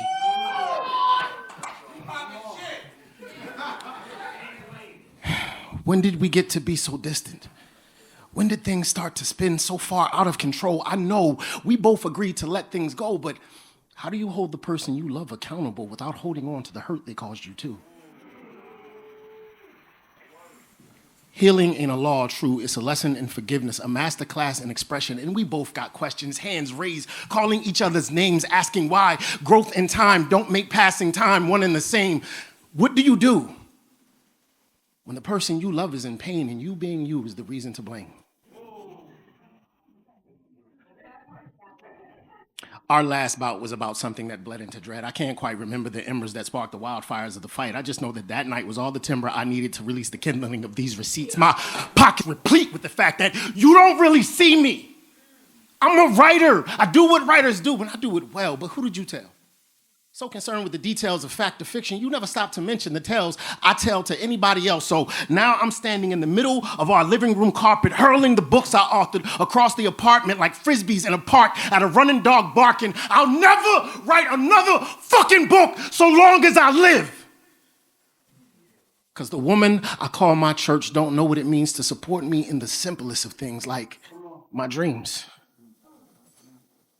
Now here we are, weeks later, she is crying behind a hinged partition while I listen with these feelings I want to shake because settling is natural, and I'm concentrated on the fact that when we kiss, her lips no longer make mine smack like the slow twist off the cap of the sweetest orange juice. I don't mean to alarm you, but what do you do when the person you love is in pain because they feel like their love isn't good enough? Whole time you've been wondering if she was even real. Still in a dream state of what it means to be in her presence, her essence, a heaven all your own, her body, a throne you would kneel at to pray more times than a day in an eternity could give, a woman you live for but would sacrifice your life in a war just to gain enough resources to build her a place fit for a queen. But maybe my hands got too much blood on them to build her a palace of peace, or maybe my temple of worship is really just a house of sand being washed away in the reality I see. I throw back the sheets, just in time to see the steam release her like a movie star from the back seat of the limousine over our red carpet. She's startled a bit when I ask what the problem is. She sighs. No problem. Just tired is all. Smiles. Says, "How about you, Buttercup?" I say, "Same, you know. Just trying not to wake up."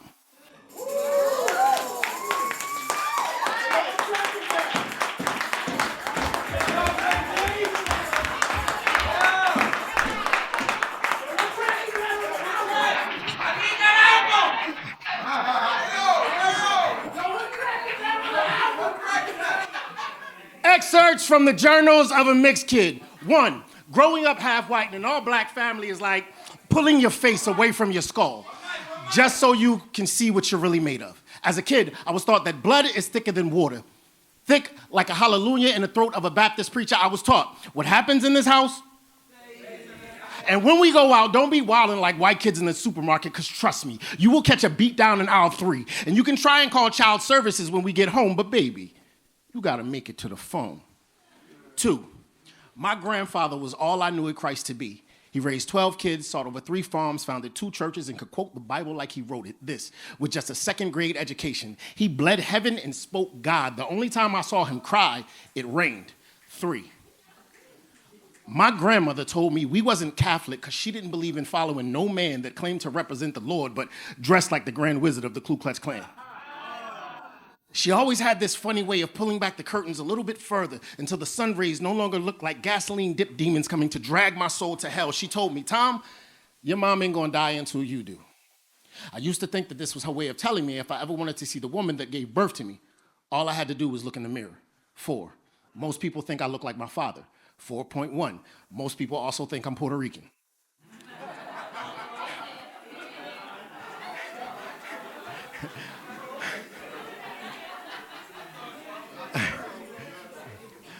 5, maybe she was telling me that I am an ocean with more fathoms than the human mind can fathom, a complex culmination of cross-colored cultures causing curiosity and confusion, much more than the color that forms your assumption of my heritage. My ethnicity is more ambiguous than the origin of the wind. 6, to this day, my cousins still call me light bulb.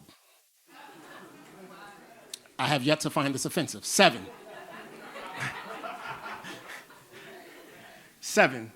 as a kid, I was passed around like a blunt in a freestyle cipher. So I've got aunts who played mom when mine left on the winds of a goodbye, like dreams on the rising lashes of opening eyelids. They are the kind of beautiful that can only be found in something shattered. I have watched them slow drag through empty living rooms, sipping memories on the rocks of nostalgia with a whiskey chaser, stepping on the rhythm of Marvin Gaye's vocal cords like a cat walking across piano keys. They have always given me the impression that God gives the poor an appreciation of the beauty poured upon the pure.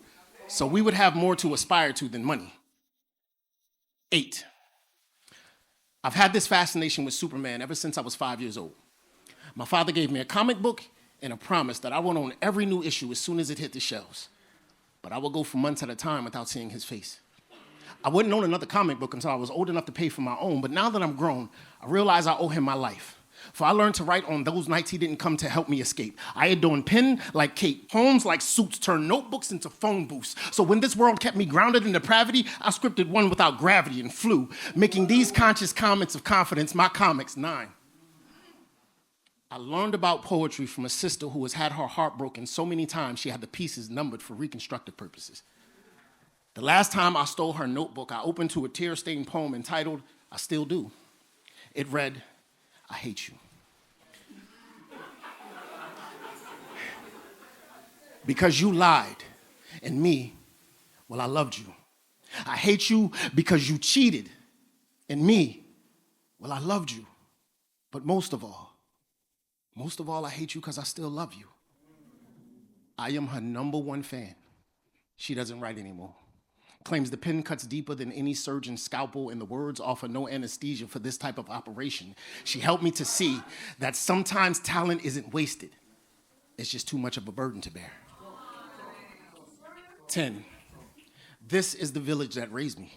The reason I shoot off at the mouth like there's a double barrel buried in my belly and a Glock cocked on my tonsils. While I stand like I got steel beams for bones and a backbone composed of mortar-fortified cinder blocks. While I open eyes like alarm clocks, provoke thought like nerve-ending, sensing pain. While I stand on this stage and perform open-heart surgery on myself with no anesthesia. You might not see them, but they are here, calling me names like light bulb, reminding me that this flesh is but a lampshade and I am shining. Because what defines the character of a man is not the color of his skin, but the content of his soul.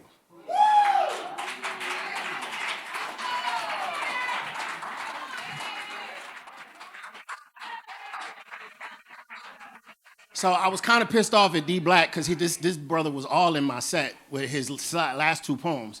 I was like, I gotta do a whole nother poem, but I'm not gonna change it.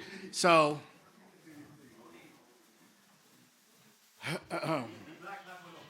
I know he's not. All right, not so new, not so old. Y'all cool? Yeah, we trying to be. Okay.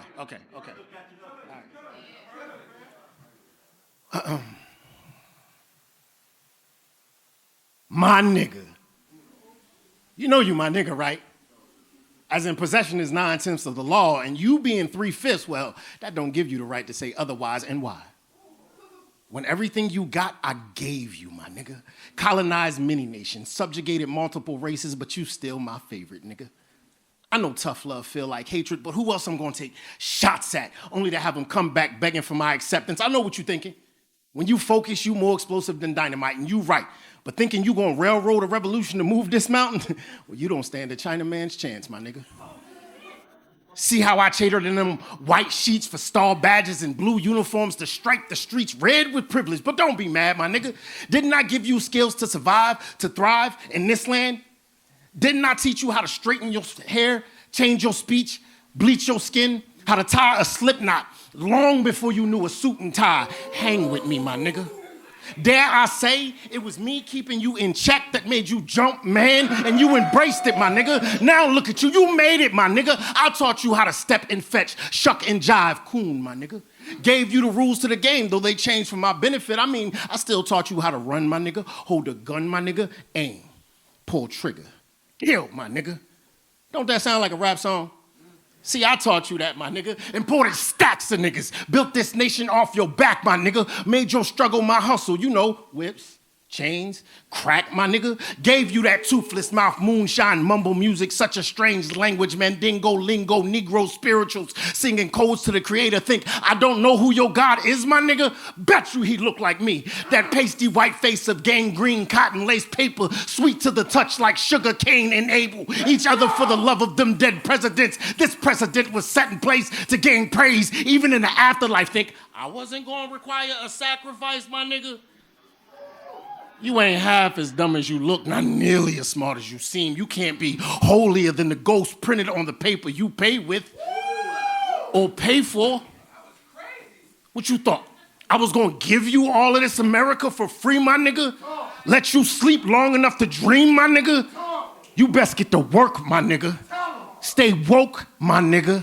Cause if it wasn't for me, you still be chucking spears in the bush, my nigga. You my nigga. Mine, nigga. Don't you ever forget it.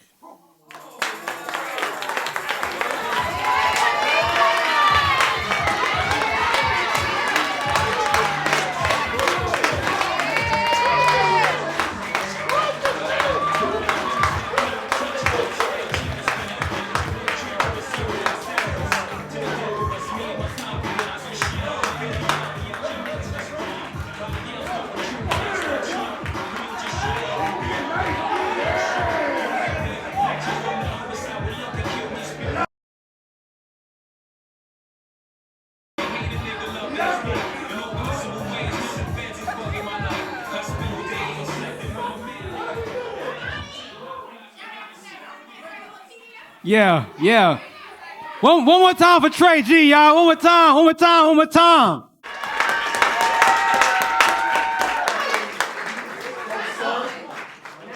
right, so this is what I'm gonna do. I am a part of a fire poetry collective called the Dope Poets. Is that the Dope Poets in the room? I think we actually all here. We got Brittany Barker, we got Lady K, we got King, we got Gordo, we got Quincy, we got Hector in the back. Make some noise for the Dope Poets, y'all. So Gordon and I have had this healthy, ongoing conversation when it comes to curating poetry. And Gordon is heavy on highlighting the poets that are currently doing their thing right now. I am heavy on highlighting the poets who came before us. I'm a historian and just how I'm built. Tre G, you are why I do this, brother. And I really hope that people who are watching this episode, who are here tonight, understand why that I'm trying to bring the poets who came before us, because there is a lot there, and we can learn from y'all. So one more time for Tre G, y'all. Gordon, if you're playing chess, I would say check right now. It's your move, brother. It's your move. We gonna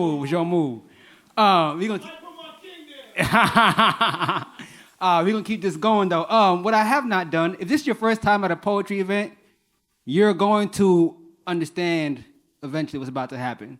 If you've been to a poetry event before, I need y'all to act like you know what to do. So I'm about to talk about merchandise, okay? And whenever, actually, we should get right into it. So you heard earlier from Bonafide. Say, hey, Bonafide. Bonafide got 2 books for sale. Say 2. His first book is called Note. How much is it? Ask me, how much is it? How much is it? It's $20. Only $20. That's basically free. Amazing. He has a second book called Excelsior. Ask me, how much is it? How much is it? It's $25. Only $25.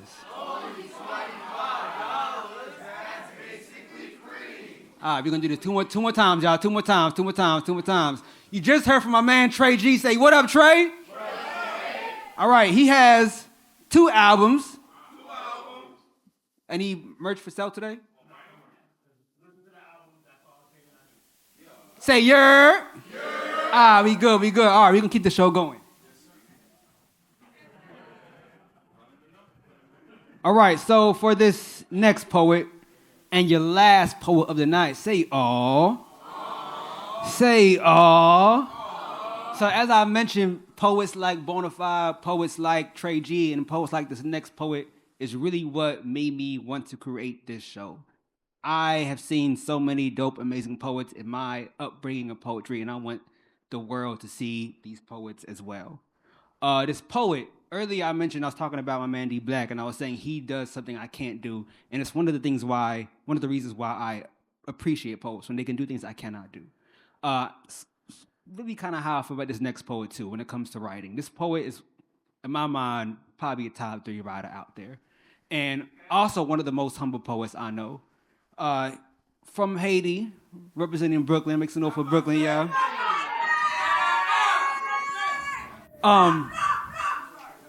And I hope that this is a sign of him being back outside. If anybody made it to Brittany Barker's show, Brittany Barker had a moment in her show where she was saying the phrase, "Come outside, poet. Come outside, poet." And that's an announcement I have to any poet from this poet's era, from any era before. There are still people who need to hear what you have to say. There are still people who can be inspired from you, and I'm pretty sure the stage still needs you.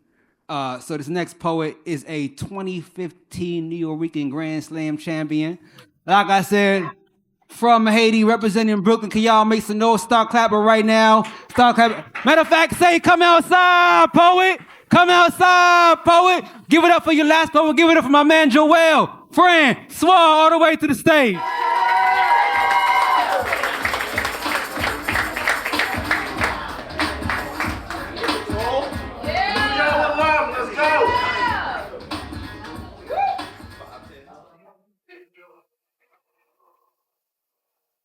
We were liars. Even when we gave it all to God, we kept a secret or two. We learned not to talk about the things we lost or how far away heaven was. My sister went to the hospital pregnant and returned with no baby. She called me. She told me to get rid of all of the sonograms, and her daughter went from dead to didn't happen. We were liars. My mother could make "I love you" sound like, "Boy, go get that belt." She could make an entire meal out of salt water and eviction letters she could iron. Another woman out of her husband's shirt. She taught us that forgiveness is a good place to hide a scream. We were children. We learned to play next door while our house was bleeding. My mother was screaming loud enough to wrinkle the wedding photos. Love was the longest true or false question ever. Divorce was never a conversation we were in the right room to have. We were liars. I tried to ask my sister about the suicide notes in her diary. She said happy or hurt or heal, as in happy hurts healing, or hurting happy heals, or healing happy hurts. My sister accidentally took too many Excedrin, but not enough at the same time. She wanted to make that night her last sleepless one. We were liars. We pretended that those were actually sleeping pills because we were too young for conversations about which colors we want worn at our funerals. We were liars. We waited for people to die to speak to them. My father put his wedding vows on a one-way flight, and his plane may as well have been a casket because we learned to bury all of the things that leave us loving him with our backs turned. We lied till we were old enough to drink, and we drink until it's funny enough to cry, and we cry until it's sad enough to forget that babies who are born crying leave their mothers breathless, but babies who are born breathless leave their mothers crying. My sister never talks about her daughter. I am afraid that she will whisper her name into the ear of an oncoming train. I know now that prayer is a teardrop in a smoke-filled room, that babies die, that life is short no matter how much your eyes water, because I pray. And the heavens have erupted in laughter. I've called on God. I've called on God, and he has answered with the echo of an empty room. And some days I am quiet, and silence is the closest that I feel to him. Some days I am quiet. Some days I am a welcome mat laid neatly outside of a collapsed church. I am a liar who let everything he went through just unhappen over time, who learned that the best way to tell the truth is to change the subject.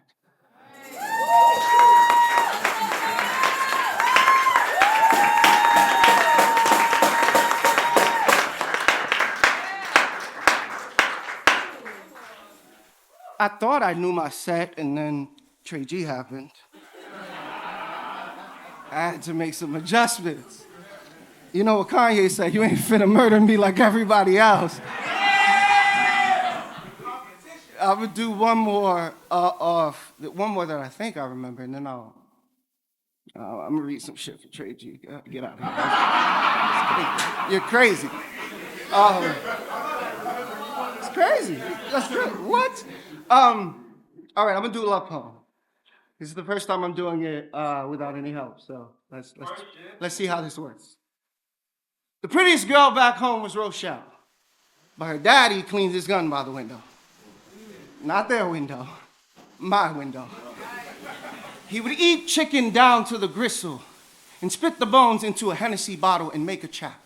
But between the bottle and the bones was an apology climbing into a prayer, a hymn held hostage between his lips, inviting the smoke of a woman he once knew who could do no wrong, who did him wrong. She was a burning church dressed like a dance floor, and she moved her hips like she borrowed shoes, and her knees kissed barbed wire just for her to get here. And every night, in remembrance of her, he holds a bottle by the neck long enough to find a pulse in it. And he is known as the town drunk, but he's just found a new way to catch the Holy Spirit. Don't you act like you ain't never seen a church shaped like a liquor cabinet before. He drinks until his stumble is a praise dance, until his stutter speaks in tongue. But Rochelle, she wasn't shaped nothing like her daddy's shadow on my porch. Nah, she wore the kind of dress small enough to clean a gun with, and we slow dance. So close that every whisper is a sin. So close that every whisper is a melody with a ghost in it. I held her too close for her father to shoot. I held her too close for her father not to shoot. Bang. I'm dreaming your lips again. See, this is the one where your bed is a church pew and the pastor says, look at your neighbor and say praise. Because I admit, some nights I've drunken a New Testament's worth of wine, woken up next to you and said amen.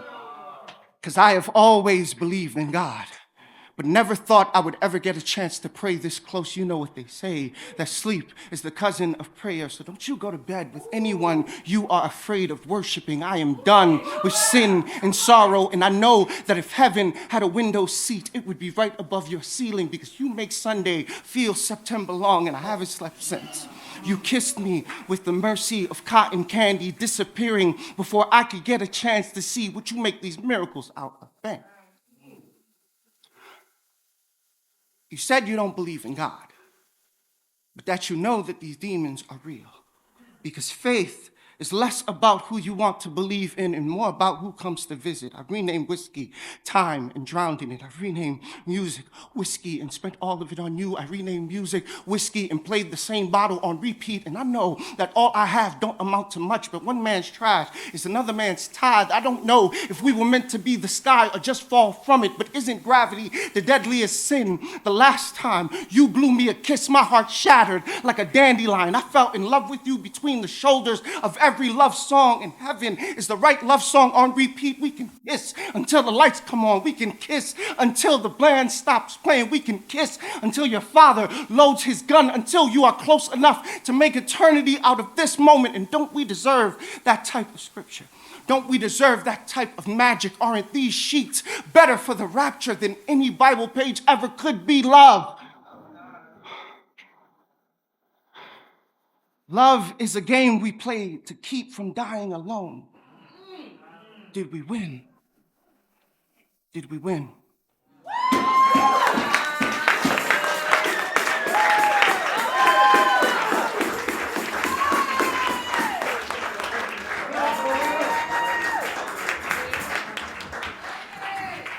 All right, yeah.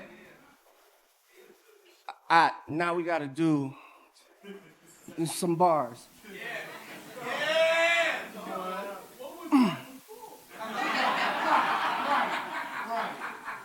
All right, let's go. Disclaimer. The first time I did this poem, someone threw a chair. That is not the right way to react to a poem. I promise you, nothing happens in this poem that is worth throwing a chair. Please don't throw a chair.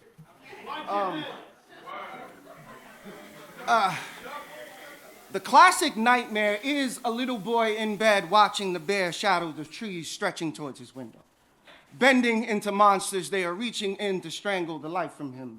But black boys could never be afraid of the bare shadows of trees. We are too relieved that there isn't a black body hanging on them. We know who is really out to choke us. The NYPD could have chosen any 3 words to adorn their cars, but they chose courtesy, professionalism, and respect, as in CPR, as in we are here to help you breathe, but not really. See, I'm haunted by different types of spirits, ghosts of black boys who never made it home, still haunting me. I can see them nights when I'm out with my friends with my hands up taking shots. I see them celebrating with me with their hands up taking shots. There's a Trayvon in my closet. My mother told me not to speak to strangers, but he has candy and he lures me with it. And I guess when I say it like that, it sounds like a weapon, doesn't it? Don't you hear them? How the sirens sound like Emmett Till's screams. And maybe that's why we all look alike. Maybe when they see our face, they see his face instead. Maybe we all fit the profile because they don't see our faces what they are, but rather what they could be. Take a good look. They're trying to make us all open casket pretty. See, being black at night, it's like crying into the ocean. You see, 60% of everybody is water, you know, tears, blood, and spilling things. But what's 60%? About 3/5 of a person?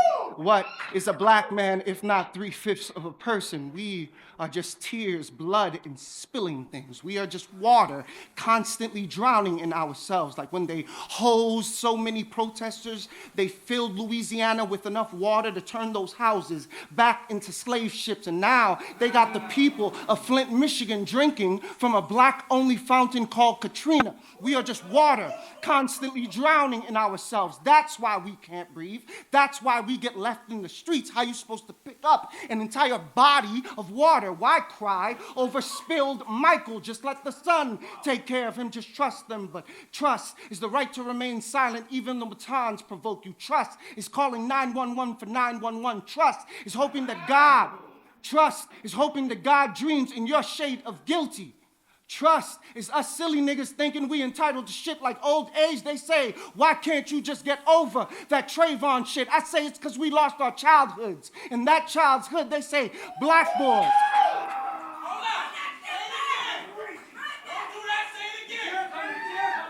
Trust is us silly niggas thinking we entitled to shit like old age. They say, why can't you just get over that Trayvon shit? I say it's because we lost our childhoods. In that childhood, they say black boys be monkeys, but he'd still be alive if it wasn't for Curious George. I just want these black ghosts to go away.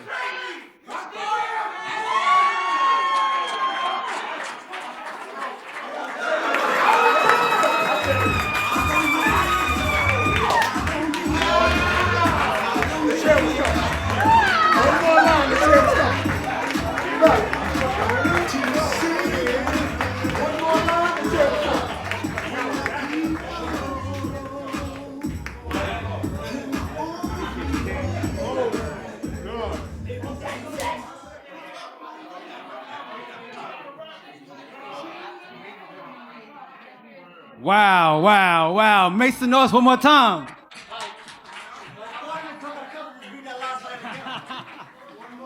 One more time for my man Joel Francois, y'all. One more time, one more time.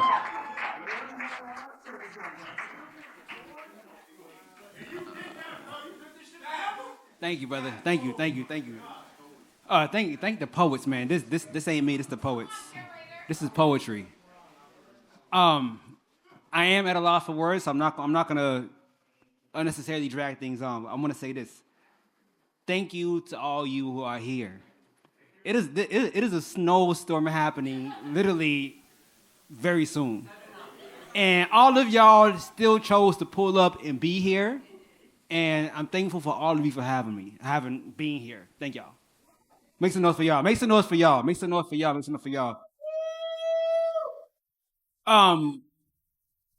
Make some noise for Smack Village. I really appreciate y'all legacy. I do. Y'all are becoming a home. It's our third time here, and it's getting better each show. Thank y'all for having us. Poets. Yeah. Thank you is insufficient to really convey how I feel, but thank y'all. Thank y'all so much. One more time for all the poets tonight, y'all.